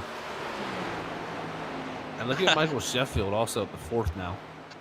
Yeah, I think, GT at this point, I don't even know if I'd be worried about winning the race. I just want the bragging rights coming out of here with a clean car. Right? I mean, he's got great stage points all night, so if anything, he can get himself a top 5. he comes out here looking very strong. And I mean, the people that he was racing around that didn't take tires, Travis Everett, look back at him. He's in 15 seconds back. You're looking at Nolan Potter, 12 seconds back in 12th. You're looking at Matt Upbrook in 16th and 23 seconds back. These guys are way back there, while GT on the older tires, making it look nice and easy. Yeah, I mean, that's ideally what you want. You're going to be in a position where you've got the disadvantage of having the older tires, not losing too many positions, and really not giving up much time to the leaders. It's only been a handful of tenths every lap. It's not like he's given up, half a second or more every lap. So he's doing a really great job just keeping them within striking distance for when, it gets down to the end of the race and you've really got to worry about racing guys. Yeah, you're exactly right there. 29.49 to the leaders 29.19. So 0.4 of a second. That's not bad for being on a lot older tires. So let's see how it all shakes out here as these guys are 20 laps into the run right here. I think you're going to see them pit around 125. I'm really feeling that number. That just feels like the right one for me. And I think from 125 on, you're going to start seeing a lot of pit stops start happening. Well, for anybody that was to the same strategy, once the guys that are on your strategy pit, you really have to.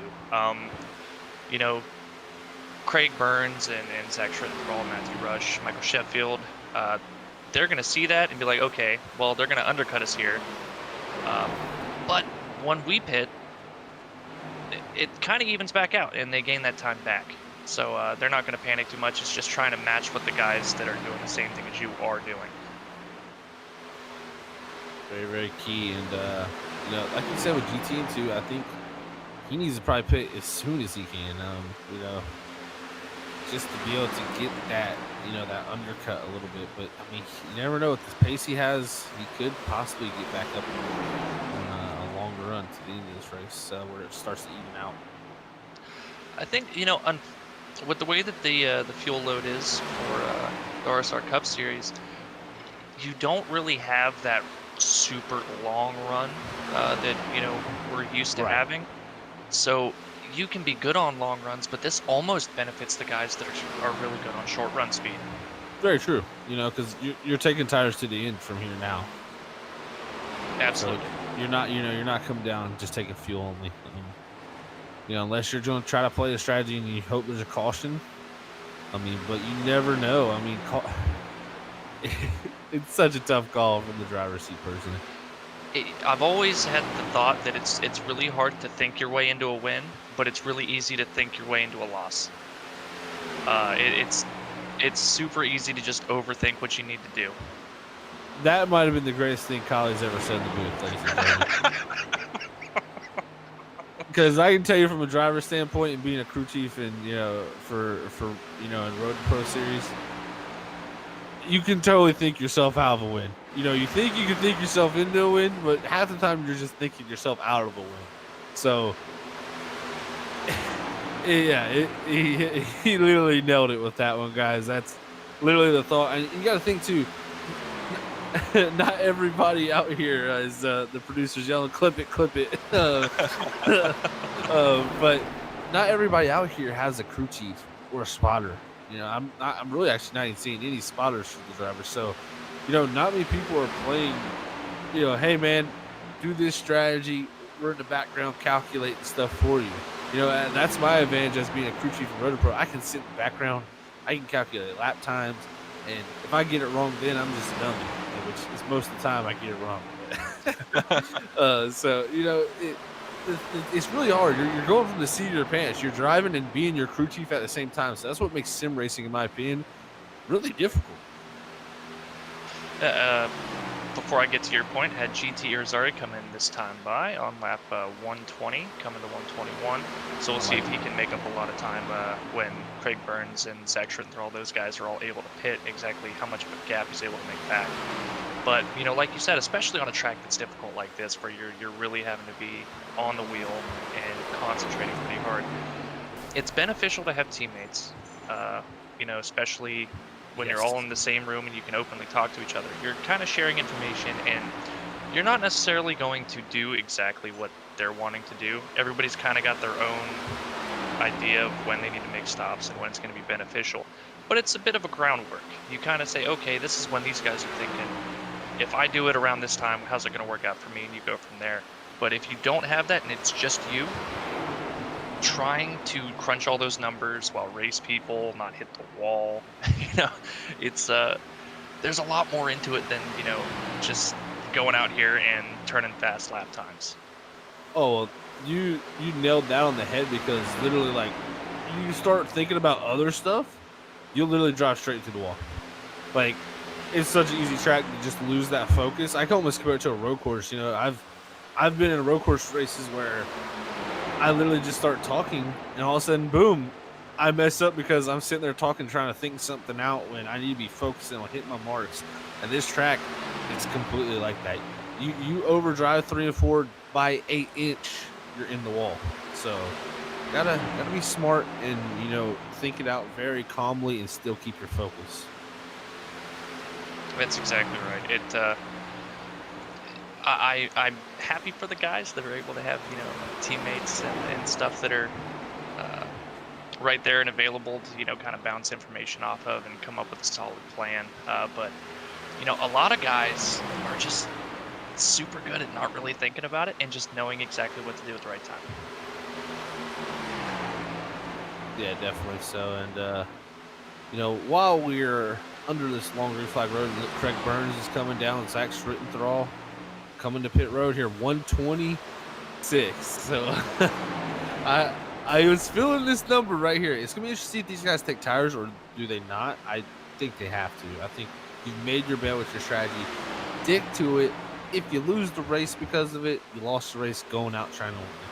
So Exactly right. I think you got to take tires here. But while we're under these pit sequences, let's give a shout out to our sponsors here at the RSR Cup Series and the Evolution Racing Leagues, because they got some great sponsors here. And we also have some great sponsors here at Freaky Fast that we need to give a quick shout out to as we're under this long reach flag. Look at GT going through the field. So keep your eyes on that and listen to these smooth words by myself, as we want to give a shout out to Sheffield Graphics. They are sim racing. They specialize in sim racing paint schemes as well as team logos and race posters. And they do not charge for their work. They only ask for donations to the Folds of Honor. And you can donate from a link they have directly on their Sheffield Graphics Facebook page. So you can go check out Sheffield Graphics at facebook.com/Sheffield Graphics, and that is run by Michael Sheffield, one of our Cup drivers out here in the playoffs. So great to see one of the Cup drivers supporting the league out here at the RSR Cup Series. Also want to give out to this shout out to our primary series sponsor here tonight, Or Nissan Central. Or Nissan Central is the leading Nissan dealership in Oklahoma City. Go check out their website at www.ornissancentral.com. And we also want to give a shout out to our sponsors here tonight at Freaky Fast Broadcasting, and that is Rocket Racing Setups. Rocket Racing Setups is your one-stop shop for all your iRacing setup needs. We have been dominating the dirt since 2017, and after a short break, they rebuilt and are ready to rocket their customers back to the front of the pack in 2020. They're producing dirt oval setups, asphalt oval, road, pro trucks, rallycross, and currently have multiple builders working on setup packs, booklets, coaching lessons, and much more. You can find Rocket Racing Setups at www.rocketracingsetups for all your iRacing open setup needs. And remember, when you go to get your iRacing setups from them or your setup pack or whatever you need from Rocket Racing Setups, you can use our promo code for 10% off at rocketracingsetups.com, and that is DLAM09. So DLAM09 for 10% off all your iRacing open setups that you need from Rocket Racing Setups, a great sponsor here. We have it Freaky Fast Broadcast, and we also want to give a shout out to the ButtKicker. Feel what you have been missing. Every game deserves a truly immersive experience. The ButtKicker Gamer 2 lets you feel every detail, from the subtle footsteps to the rumble of a V10 powered race car, from ambient environmental effects to the power of a nearby explosion. By moving a physical mass instead of only air, the Gamer 2 provides an instant, accurate, powerful race response, and it's all perfectly synced with every game with no additional software required. So go check out the ButtKicker Gamer 2 at buttkicker.com for the awesome stuff to feel what you've been missing. Because I tell you what, it's a great sim racing product and other games involved too, like FPSs. So cool to see great sponsors here. And we want to thank all the sponsors, and we want to thank all the viewers also. So thank you guys for tuning in and making this broadcast what it is. It's been a wonderful night so far as we are through 132 laps here at the Darlington Raceway. And I tell you what, this race has just started, Brandon. It is going to pop off here in a little bit. As actually, look at this. Up front, GT in the lead as pit stops have cycled through. Craig A. Burns now right behind GT. Yeah, I've been keeping an eye on it, and he's Craig Burns just slightly faster than GT, but I think GT knows, hey, I've got the older tires here. They're not much older, but it's just that big of a difference. Let Craig, push hard to run me down. I'll take it easy here. When he catches me in a couple laps, I'll have the tires and should be able to get back by him, no problem here.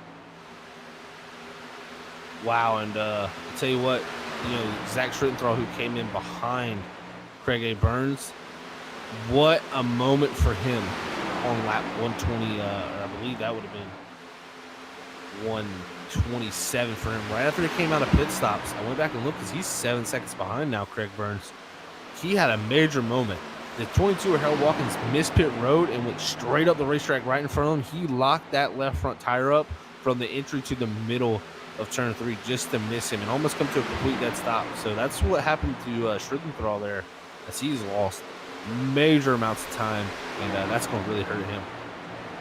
Yeah, I noticed that Zach was quite a bit back from where he should have cycled. I didn't know, maybe he had just a slight miscue on pit road and something happened, but great job avoiding that potentially race-ending incident there. Yeah, that could have been disastrous. I mean, he's lucky he got that thing stopped and missed him pretty well. So good heads-up move by Zach to get that thing slowed down, because it did hurt him with time, but he's still running fourth. He does have the newer tires than most of the guys around him. He's running really good times. He may be able to catch up with GT, and his battle is going to be with GT, I think, for that third position. That's what he's going to have to focus on now. And the thing is, he's coming out here with some really good points tonight if he can still get this top 5. So big night. And you never know, caution, this race isn't over. You only got one set of tires left, so you're not going to want to see a caution for a while at least, because then that's going to put you in a pretty bad predicament. But we'll see, as Craig A. Burns has overtaken GT, and he's driving on away from the rest of these guys. It's actually GT a little bit faster that last time by, but it's only a 5-lap difference now, and GT made up a lot of time on these guys. We'll see if that 5-lap difference will let them pull back away. Ooh, GT into the wall, no. That was that was actually the second time, because he actually just got some. I see the damage there from another time he hit it. So he hit it on entry, and then he hit it in the corner. So he got it twice in one lap. Well, going back to GT, making up a lot of time. I believe before he hit, he was running 7th or so. I think he'd fallen back to. So to come through this pit cycle and only be 1.3 back from the leader, great call. Yeah, he hit at the exact right time to put him in a really good position. And he's right now, I don't know if it's due to the lap traffic, but he ran 0.2 quicker than Craig Burns the last lap. So prime position here, especially if they get a caution and everything gets kind of racked back up and they take tires and it's back to being equal. And speaking of Craig Burns, got Steve in Facebook land saying go Craig Burns number 12. Well, he is definitely going right now. Wow. GT hard into the wall again off of 4. So like I said, use it up at the end of the race. He's using her up right now. Yeah, that little bump draft there. Yeah, he really trying to get everything out of it right here. He's got Matthew Rush there right behind. Thrill's really catching him. I think Craig A. Burns is out here really pacing himself, being smart about, hey, we're in a good situation right now. I just need to be smart, especially with a 1.7 second, 1.7 second lead here. You know, so good stuff. And also, you know, I'll shout out the sponsors. I also forgot, you can go down in the description and check out the merch store here at Freaky Fast Broadcasting and for the Evolution Racing League's merch store. So we got both merch stores down there in the description. Go check them out. And yeah, go get you some sim racing merch. Definitely some great stuff there from Red Bull. Well, as all this is going on, Nolan Potter moving up to take over the 5th position from Travis Everett. Oh wow, nice rebound from Nolan. You know, that was the thing. He fell back pretty far, you know, before, but great lap times right now from him, 29:48. So very good stuff. And I want to point out, Zach, that GT and Travis are both on pretty much the same strategy here. Both pit on lap 120, both took tires, and we'll just see how much of a difference in the track position for when they pit, because GT came out as the leader, whereas, you know, Travis is now, he's fighting for 5th position. So great rebound for both of them on this this pit stop. Yeah, I mean, think about this, how much time GT, oh my goodness gracious, Nolan Potter he tried to go off into the pond off of 3 and 4. The race ain't over yet. You can hold off on going fishing. Yeah, you definitely don't want to go fishing this early. You know, we can go fishing after 175, but you know what I'm referencing is the pond off of 3 and 4. The guy who sold the land said, "Look, you can build a racetrack, but just don't take my pond away." That's why 3 and 4 is different than 1 and 2. And you know, the also cool fun fact here for people who don't know this about Darlington. The banking was not meant to be raced on. That was actually just in case they got too hot into the bottom down here. They were supposed to race on the flat down here, and that was supposed to catch them. You know, that was like their saving grace. And then someone figured out, hey, it's really fast up here, so they're like, you know what, we're gonna race up here. And yeah, that's kind of how Darlington became Darlington. Zach, I want to point out GT once again on pit road, lap 146. Whoa. That is interesting. So we're looking at 29 laps to go. You can make it to the end. Oh. Looking for that severe undercut, but you're not gaining that much time right now. These guys can still run, you know, maybe 10 laps longer. I just feel like you're not going to gain as much as you're going to lose. But wow, it could be close. We know GT has had amazing pace, and from this point, it looks like it's going to go green. So GT is going to go out here and run qualifying laps as long as he can. Yeah, this is a race-winning move. You know, that's really the only thing he's trying to do right here is win the race with this move. Hail Mary right here. This is the definition of a Hail Mary. And you know, the thing is, I was saying 150 is when I wanted to pit. Oh, caution, no. and guess what? He's a lap down. And that, ladies and gentlemen, is why you do not short pit, but you got to go for it sometimes. He's got great stage points tonight, so it's all right. Oh, look at Harold Watkins. Oh, Schrittenthal. No. Yeah, Zach Schrittenthal involved in this wreck. Oh, no, and it's Harold Watkins in front of him. And that was the same car that caused them an issue early. And so it all started around the 22 Harold Watkins series. We're under or Nissan Central caution of the night. And here's our freaky fast replay in the 57. Oh, and that is Scott Taylor sliding up into the 22. Oh, no. And then you're going to see from here the 22 bounce into the wall of Harold Watkins. He's going to lock it down. I think he locks it down. And Zach Schrittenthal's probably think he's going to roll off the banking. And then he just sees that, no, he's not. Oh. Nowhere to go for the 2. And that is major hit for the 2 car. And man, oh man, I feel for Zach Schrittenthal there. Yeah, you know, ideally, everybody wants you when there's a caution. that you want to lock it down and stop your car from rolling. But I think ideally, as narrow as the racing groove is here, you kind of just want to let it roll out the banking. Yeah, from the point, the point where he was locking it up, I probably wouldn't have locked it up there. You want to lock it up when you're around a lot of cars, but if you notice there's not that many cars around, you probably just want to let it roll. I mean, it's always a good idea to lock it up. I can't knock Harold Watkins for locking up the brakes, but like you said, in that position, man, Travis Everett barely got by that too. But there was some very close moments for a few guys, but it's just one of those tough positions to be in, and now you're going to see, people come down pit road, so that's going to let GT at least get the wave around, I believe. So that'll be good for him. Yeah, it works out. He's back on the lead lap, but unfortunately, he doesn't have the benefit of that undercut anymore. Yep. Now he's got older tires, tail end of the lead lap. He's in a really bad spot here. He's going to have to try to gain as many positions as he can and hope for another caution in about 10 to 15 laps so he can get back to even with these guys. I believe he's going to have one set left. I think everybody should have one set left. I think the rest of these guys don't have any, at least Craig A. Burns, Matthew Rush. Travis Everett should have a set left. Nolan Potter should have a set left. GT should have a set left.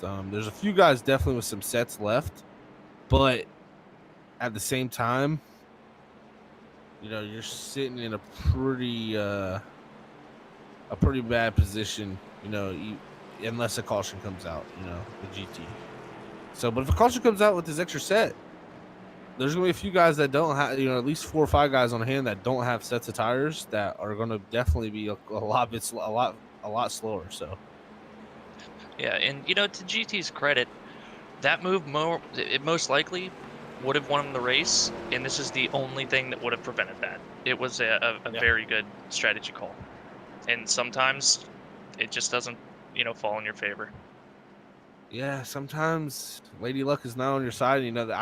I like the call, especially because it was right in line with what he should did, where he was pitting. If you'd have waited too long, it's just, letting those guys get away up there. And he was so much closer. He was 8 seconds back on the first undercut. He was only 2-3 seconds back on that one. He would have been really far out there, actually. So I think it would have played out pretty well for him. But that's what sometimes happens with cautions. And now we're going to have an interesting race. And look at Kevin Ruff up here. Great run for him, up to 4th. Nathan Campbell, who had a little bit of trouble early in the 52, up to 7th. So some good runs for guys that have had some trouble here tonight. Yeah, speaking of, Kevin Ruff, hard contact pretty early, a lot of nose damage, and a good rebound up to 3rd place.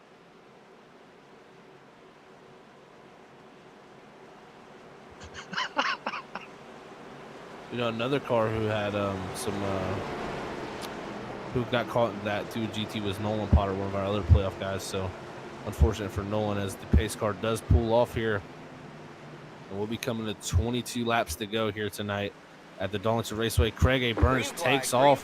What a start for him. That lets Kevin Ruff get a pretty good start, and that lets Travis Everett and Matthew Rush there trying their best to hold off Kevin. I don't think they're going to be able to. The outside line is going to prevail going through 1 and 2. Oh, and look, here comes Travis Everett on the inside of Matthew Rush. Side by side, down in 3 and 4. I don't think he'll be able to make the... Wow, what? Nope, what? He cleared him. Come on, get up, get up. There you go. Man, what a pass.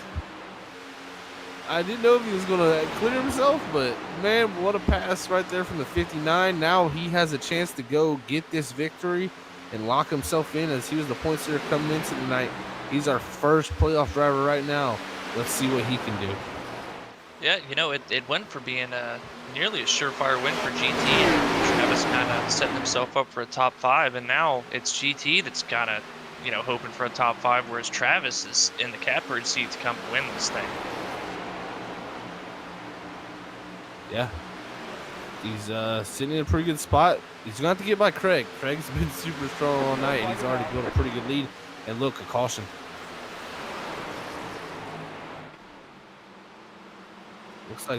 Looks like yeah, Nolan Potter back here, 34. I think GT may have gotten into that. Oh man, GT got through it. He got through it. He has some heavy nose damage. I believe I heard him and someone else talking on the radio about an incident that may have happened prior, so I believe that might be where the nose damage came from. That was on the start. Yeah, he just got in the back of someone entering one. As we look back at the or Nissan Central caution here with the freaky fast replay, and there you see the 34 Nolan Potter involved in this, a playoff driver. Unfortunate. And yeah, GT did take some heavy nose damage, but he could come down here and get it fixed, and he does have extra set of tires that could put him pretty even now with the guys up ahead of him. Yeah, I mean, it's not ideal, obviously, having any nose damage. It's going to make him a bit slower, especially on the fresh tires, but if he can get it fixed and not go a lap down, he's going to be in a lot better shape than some of these other guys, like Zach Schrittenthrall. After that last caution, he's got some engine damage there, so he's going to be off the pace. Still able to capitalize on a few positions, and, you know, we've still got quite a bit left in this race, so there's still a lot of room for other guys to have issues. Yeah, there's a long way to go. There still could be cautions, and you know we always say here on the Freak Fast broadcast, cautions breed cautions, which we like late race cautions. As a driver, I hate them, but as a broadcaster, they're pretty cool. Well, I don't know if we necessarily like late race cautions, but they definitely like us. Yeah, we tend to bring the late race cautions for some reason. I don't know what it is about us. It's a curse, but ain't a bad one.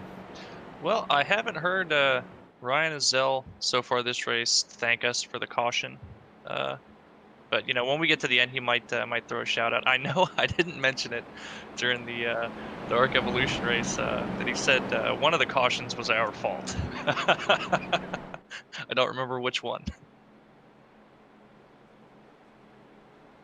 I'm pretty sure all of them are. Yeah, broadcast jinx. We'll be jinxing people left and right, man. It's one of them things I can't help. I'm sorry. Trust me, I hate it when it happens to me. But yeah, it's one of the things you see. I don't think GT took tires either. He came down, got the nose fixed, didn't take tires, so he's saving that for a late race caution, which might be a very good move. Yeah.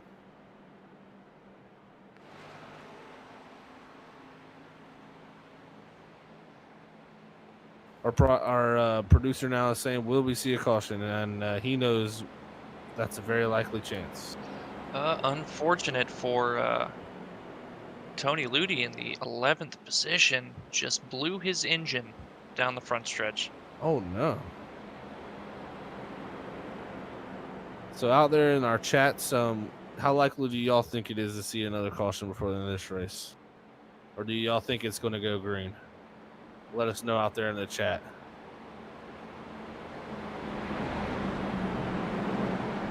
And we want to thank everybody out there watching.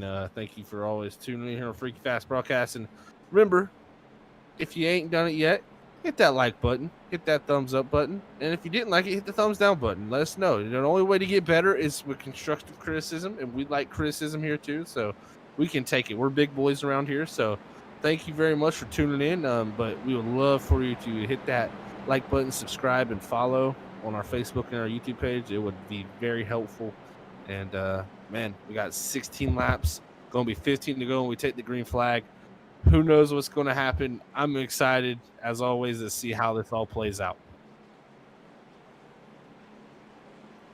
Speak for yourself, Zach. I don't need any more criticism. I cry myself to sleep enough as it is. So we got Kevin Dowd out there. He says 2 more cautions, and then we got Jerry out there saying Craig's going to take this home. Yeah, we'll have to see. Craig's been strong all night, so see if that's what machine can pull it off here.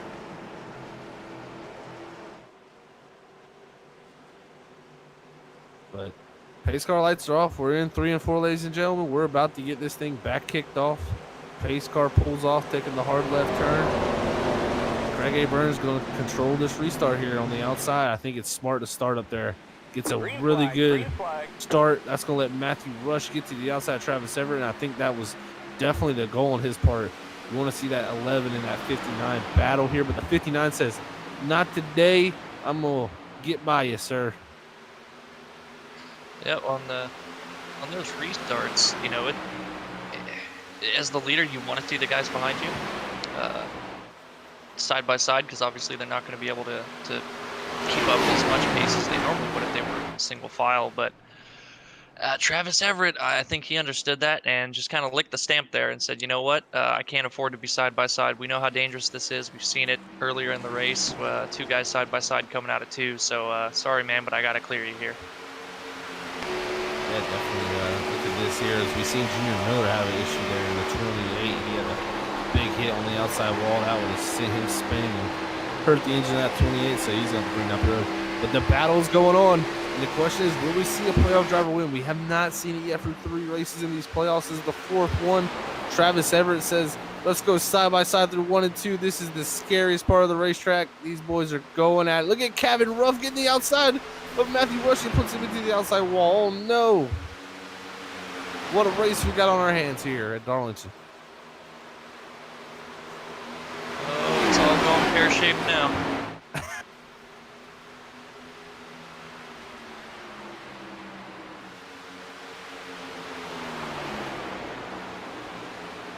And GT looks like he's up to the 6th position now.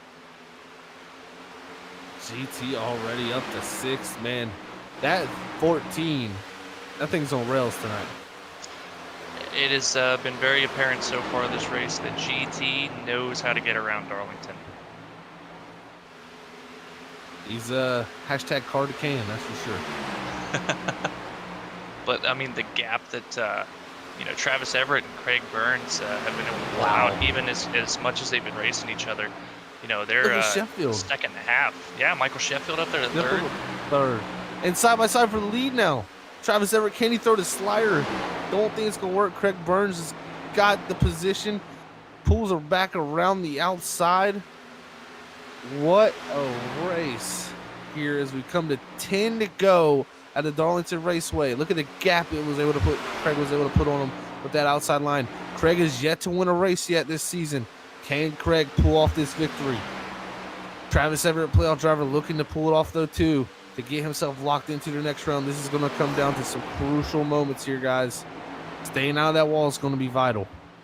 Yeah, you this late in the race, you do not want to make those just slight mental errors as a driver and, you know, touch the fence even a little bit. The momentum is so huge, especially for how much you're really running the high side. You know, we saw with Travis, he felt himself getting tight underneath Craig and had to lift for just a bit, and a huge gap opened up because of it. Yes, it did. This is going to come down to the wires when we come into 8 to go. This time with Craig A. Burns leading this race. Travis Everett putting the pressure on. You got a battle almost forming for the 3rd position. GT is yet to get around Sheffield yet. That's going to be a nice battle, but this battle for the lead is even nicer. Ooh, I thought he opened the outside up for him. He gets back to the inside here. Nice run down the back straightaway. We're riding on the nose of Travis Everett. Does he clear? He cannot clear that 12 car on the outside. The 12 fights back. What a runner on the outside for the 12. I'm going to tell you what, the only way he does that is if he gets a way better run and he can pull that slide job off. He's come very close to clearing him with 7 to go. And Craig is opening up the outside here. You're looking onto the white dashed lines coming out of 2. This is going to be wild. Side by side again. He's just got to send it. You know, he's trying to size it up as much as he can. He's been really patient, just trying to get that run through 1 and 2, and he's done a great job of it. And like you said, Craig is just leaving the outside open, but I feel like it's, you know, go to Days of Thunder. You don't pass on the outside here, especially out of 2, because the wall comes at you quick, and that's the last thing that Travis Everett wants to do is catch the wall trying to make a pass going for the lead. That is right. You definitely don't want to hit the wall trying to go for that lead. But I tell you what, Craig Burns, he has fought him off so far. The place where I'm seeing Craig is Craig's strong in 3 and 4. But I tell you what, Travis is so good in 1 and 2. Like he's just getting massive runs off of 2 here. And that's where he's starting to hurt. But will that run go away as the run goes on? The thing is here now, look at him on the back bumper. Can he pressure him into overdriving it? That's your next goal. If you can get someone to overdrive it and hit that wall, then that's always a great goal to do. But it's not hard. It's not easy to miss either. But Craig has been a solid wall and has not backed down from this fight. Yeah, Travis is all over him at this point. He's trying to get that good run to get just a little bit closer. If he can get close to the door, he should just be able to send it on the inside, but Craig's just holding him down. They're not letting him get that sweep that he needs to really charge ahead to pull off that slider. The key here, Brandon, is if he gets a nose ahead, that is when you will see the slider work. The slider will work when you get that nose ahead entering the corner and be a nose ahead. It's just you get that extra little bit of space to slide up. Now the thing is, Craig can see that coming. He can cut back down the racetrack to try to get back by that, but it's so tough. So tough. I mean, look how close Craig is to the wall. I mean, he's throwing sparks. He wasn't hitting it, but man, he was literally almost dragging the right side against the wall. That's what you got to do here. 2 laps to go. Can he hold him off? Craig A. Burns looking for his first victory here at the RSR Cup Series. And, I give a lot of credit to Travis. He's trying pretty much everything that he can, short of, giving him the bumper. It's just that high side in 3 and 4 is so strong, especially these worn tires. You're not going to be able to make a really good pass and hold a lot of speed on the bottom. And here's our Sheffield Graphics white flag we've taken as they go to 1 and 2. Ooh, he opens up the door on the outside. Here comes the big sweep down for the 59. Uh-oh, big run here. What's he going to do? That's the question. He goes to the inside here, side by side, entering 3 and 4 for the final time. Craig almost into the wall, 59 sides of the racetrack. Craig A. Burns is going to be your Sheffield Graphics race winner here tonight at the Darlington Raceway. What a race, ladies and gentlemen. I'm telling you what, we throw the papers out. That was, wow. And drag race out of 3, Michael Sheffield brings it home 3rd, Matthew Rush 4th, and GT fell back to 5th. But great rebound for GT. What a race. Oh, and they're junking it. yeah, I think Travis was giving him a nice old bump saying congrats, and he bounced off of him pretty good. So, wow. And big thing that's pointing out right now, our producer he's pointing out pretty well too. 4th race in a row, no playoff winner yet. So nobody locking themselves in to that round of playoffs. So the non-playoff guys are bringing it to the playoff guys so far through these first 4 races here at Freaky Fast Broadcasting. What a race we've had tonight, guys. Oh yeah, these non-playoff guys are saying, you know what, you guys may be racing for a championship, but you still got to race us for wins. And they're making it real difficult.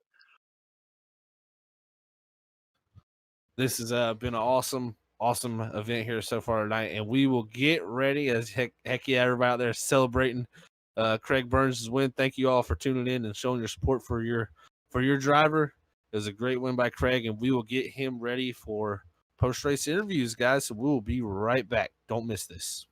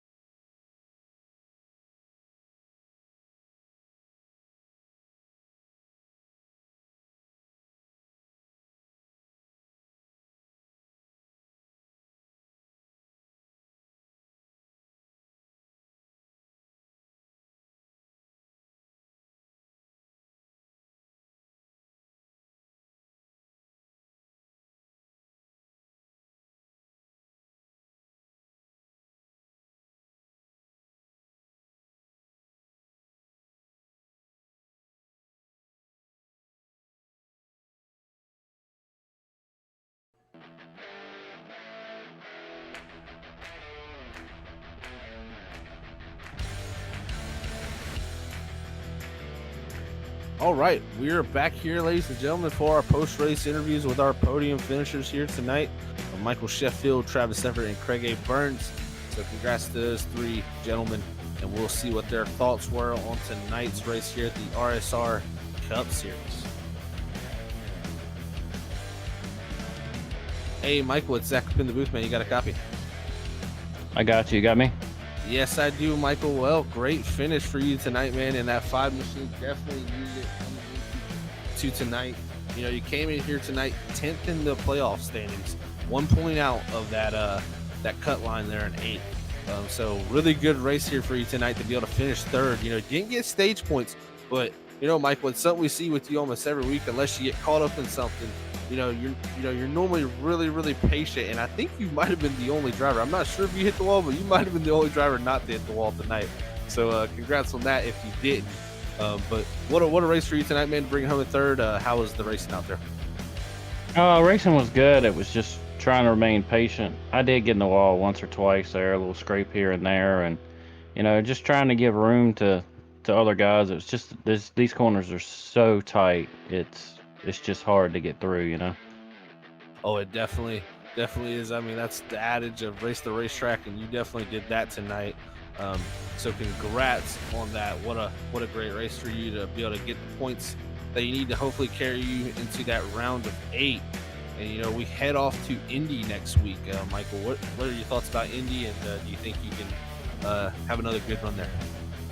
I'm hoping I will get a run there. It's like I said, last time, it's all about practice. I mean, tonight the car got tight there towards the end, and it's Indy is a lot more room, but that can get tight as well, once the tires wear. So we'll see how it goes. All I can do is try to set myself up with practice and enough time on track to figure it out.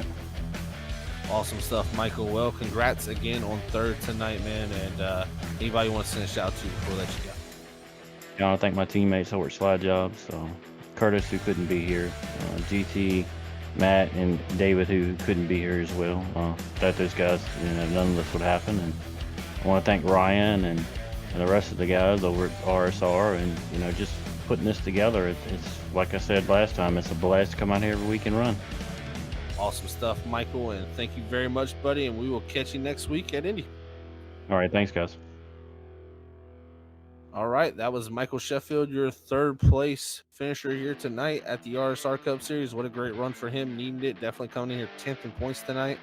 Now we'll move on to the man who was our points leader coming in tonight, coming just a little bit shy of this victory, but he did everything in his power, like Brandon said. He pretty much did everything except, put the bumper to him. So congrats to him for trying everything he had, but we'll get talking to Travis. Hey, Travis is Zach up in the booth, man. You got a copy? Yes, sir. We got you. Hey, Travis, man. Well, what a great run again for you tonight. You came in here as the points leader starting off the round of 12. You had some good stage points there through tonight to be able to get those points built up in your back pocket, kind of, you would say. But man, oh man, coming down to the end there, you did everything in your power to try to get around them other than just move them out of the way. So, man, what did you need, and how was the racing tonight for you also? Yeah, I think about the only way I probably could have got by him there was put the bumper to him, and I'm not going to do that. I believe he'd respect me enough not to do that, and just wanted a good, clean run there. Beginning of the race didn't look too promising. We caught the wall there a few times and had a little bit of damage, but able to work our way back from it, put ourselves in position. Yeah, definitely. We can see, a lot of guys. I don't think there was a single car out there with the clean right side tonight. So definitely a lot of guys using up that wall. I mean, it's the lady in black. The black stripes were all out for sure. Man, what a race though for you here tonight. We head off to Indy. You were so close to getting that victory and locking yourself into the round of 8. But a great points night overall with stage points and the 2nd place finish. Going into Indy, you should be pretty good in points, but what's the plan going into Indy, man? Go for the win or just another great points night? Just go in there and see what we can get and hope for the best. And if we can end up in position to win at the end there, that would be great. But just have to play it, see how the cards play out there. Awesome stuff, Travis, man. Well, congrats on 2nd. Before we let you go, anybody want to send a shout out to? Give a shout out to RSR and y'all over there at Freaky Fast for broadcasting this for us, and Sheffield Graphics. And hope put on a good show for everybody. Hope everybody enjoyed it. Oh, we definitely did, Travis. We thank you very much, man, for putting on a show. We had a blast calling it there at the end. So congrats on second again, man. And we will catch you next week in Indy. Thank you, sir. All right, guys, that was Travis Everett, your points leader. You should come out here, your points leader, I believe, tonight, unless GT jumped him with stage points. We'll have to see how all that plays out next week when we come into that. But we do have your race winner, fan favorite, I must say, too, out there usually in the chats. Got mega support for that Craig A. Burns number 12 machine. He's always there, and like I always say, he's a steady, guy, and he's leading actually 17th in points right now for that $100 for the other guys, not the non-playoff drivers that are fighting for that. So a great points night for him also, and also his first victory. So let's see what his thoughts are on his first victory, as he came up just short, remember, at Talladega earlier about a couple weeks ago. Hey, Craig, it's Zach in the booth, man. You got a copy? Yeah, I got you, Zach. Hey, Craig, well, what a victory here tonight for yourself at the Darlington Raceway, man. It seemed like all night you kept inching yourself up farther and farther up the board, and it just seemed like everything clicked once that second stage was over. You're able to get to the lead there through that green flag run, and then from there, man, you just did an awesome job of holding Travis off. I'm sure that was tough, but what a race for you. How did you do it? Oh man, first and foremost, Travis, great racer, man. He was coming quick. I knew he was. I knew if I held the high line there, he'd have a very tough time getting me on the bottom. But other than that, man, the car felt good all night. Hated to see that last caution play out, but it is what it is. Yeah, definitely. You were sitting in a good position at that last caution. Definitely didn't come out. You were in a very good spot with a little bit fresher tires than the guys that were directly behind you and pulling away. So congrats on that. It made it a little bit harder for you there to get that victory, but it probably made it a little bit sweeter too, as it's your first victory here at the RSR Cup Series. So how does that feel? And also, you come in here tonight 17th in points, and you continue to build that gap on the 18th person in point, 18th driver in points. So you continue to build that gap and put yourself in the position to win that $100. So how does that feel, and how does the first victory feel here tonight? Man, Zach, going back to Talladega, I felt like we let one go, coming off four there, a little heartbreak. But man, it feels good to dominate the lead in black tonight. Oh man, I don't know, my heart is racing. I'm just so happy right now. And I know I got guys, 17th on back, wanting to fight for the spot. So every week I try to go out and perform up to my best. Yeah, definitely, man. You've done an awesome job since we've come on board, man. It's been a pleasure to call the races with you, and just every week you seem like a steady performer that's always there in the fight for a chance to win. So congrats on getting that first victory here tonight. We head off to Indy, and also got shout out to all your fans out there. You definitely got a fan favorite out there in the crowd in our chat. So shout out to all the your fans who tune in every week and give you the shout outs. But we go to Indy next week. How do you feel about going back to back maybe? Oh, Indy, I love Indy. It's a great track for me. Tires eat up there, so you gotta be really patient on that. But other than that, I feel confident Indy. Just hopefully to carry this momentum on next week. Awesome stuff, Craig, man. Well, congrats again on the victory. Before we let you go, anybody want to send a special shout out to? Yeah, shout out to all fans watching at home, man. It really feels good for you guys supporting me. Shout out to Fly Boys and Front Row Racing, everyone back at the shop, and special shout out to my dad. I know he's out there watching. Awesome stuff, Craig. Well, congrats, man, and we will catch you next week in Indy. Go celebrate. Hey, cheers, Zach. Have a good one. Yeah, you too. All right, there you go. Fan favorite Craig A. Burns bringing home his first victory here tonight at the Darlington Raceway in the RSR Cup Series. And remember, that's 4 races now, no playoff drivers to win. So the non-playoff drivers, we're seeing them take it to them, man. It's been awesome. It's just been awesome to call these races the past 4 weeks. So thank you to RSR Cup Series for letting us, come on board. Now, let's go into our unofficial race results. And there you go. Craig Burns, the man we just talked to, very ecstatic. You can hear it in his voice there, getting his first victory here tonight, followed by Travis Everett, our points leader in second. Third is going to go to Michael Sheffield in that 5 machine. Fourth is going to be Matthew Rush in that 11. Fifth is going to go to GT Irizarry, who, man, very fast 14 all night. Got to shout him out for what another good run, as always, for GT. 6 for Randy Cornwell. Wow, good run for him. The rebound from some some of the race incidents he was in there. 7th for Brock Potter. 8th goes to Kevin Giadricic, last week's winner. 9th goes to Nolan Potter in that 34 machine. Rounding out your top 10 will be Nathan Campbell in that 52. 11th there, Robert Nestor. 12th goes to Kevin Ruff. 13th for Zach Schrittenthrall in the number 2 machine. Your pole setter tonight. 14th will go to Chad Biesinger. 15th, Marc-Andre Thibodeau, your stage 2 winner. 16th goes to Matt Upbrook in that 16 machine. 17th goes to Adam Buzzio in the 55. 18th will go to Anthony Yuns. 19th, Richard Gonzalez. 20th will go to Andrew Little after, unfortunately, the incident coming off the pit road would hurt his night after stage 1 victory. 21st will go to Junior Miller. 22nd is that 13 of Tony Ludi. 23rd will go to Clint Mata in that 82 machine. 24th will go to Ryan Bean in the 25. 25th goes to Harold Watkins in the 22. 26th is Scott Taylor, one of our playoff materials, having a rough night. 27th is Dustin Stallings after looking so strong early in that 84, getting caught up in an early incident. 28th goes to Drew Hatcher. 29th, Ryan Ezel in the 88 machine. 30th will go to Daniel Gonzalez. 31st, rounding out our field here tonight, 129 laps down. One of our playoff contenders, so very unfortunate night for the 78th of Kevin Sabilla. As we have had our race results here, and man, I'll tell you what, the playoffs are going to be shooken up, that's for sure, all over the place with our stage points, our finishing results of this race. Can't wait to be back next week here at Indy, guys.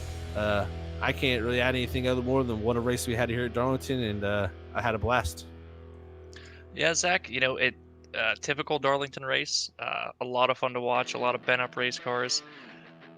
Shook up the points for sure. Hopefully, going into Indy, some of these guys can put together a good race. But as we know, Indy itself is quite the challenge, especially in these Cup cars. If you thought damage was bad tonight, you definitely don't want damage in Indy, especially since it is going to be quite a long race with a lot of speed. Definitely true there, Brandon. It's one of the most important tracks to keep those fenders nice and clean for that nice straight aerodynamic flow, no drag, because straightaways are very long there. And what a race we'll have there next week on Tuesday, as always, here on Freaky Fast Broadcasting. That is correct. All right, gentlemen, thank you very much for calling the race here at the Lady in Black. Thank you to iRacing for giving us an awesome track, awesome cars. Thank you to RSR Cup Series for letting us come aboard, like Zach said. I also want to give a shout out to Daniel Gonzalez. Dude, we're still praying for you. Hopefully everything's going good. If you need anything, hit us up on Facebook or YouTube, and we will do what we can for you. But until tomorrow night, everybody, we'll be live tomorrow night at 7:50 with SRU. Thank you, SRU.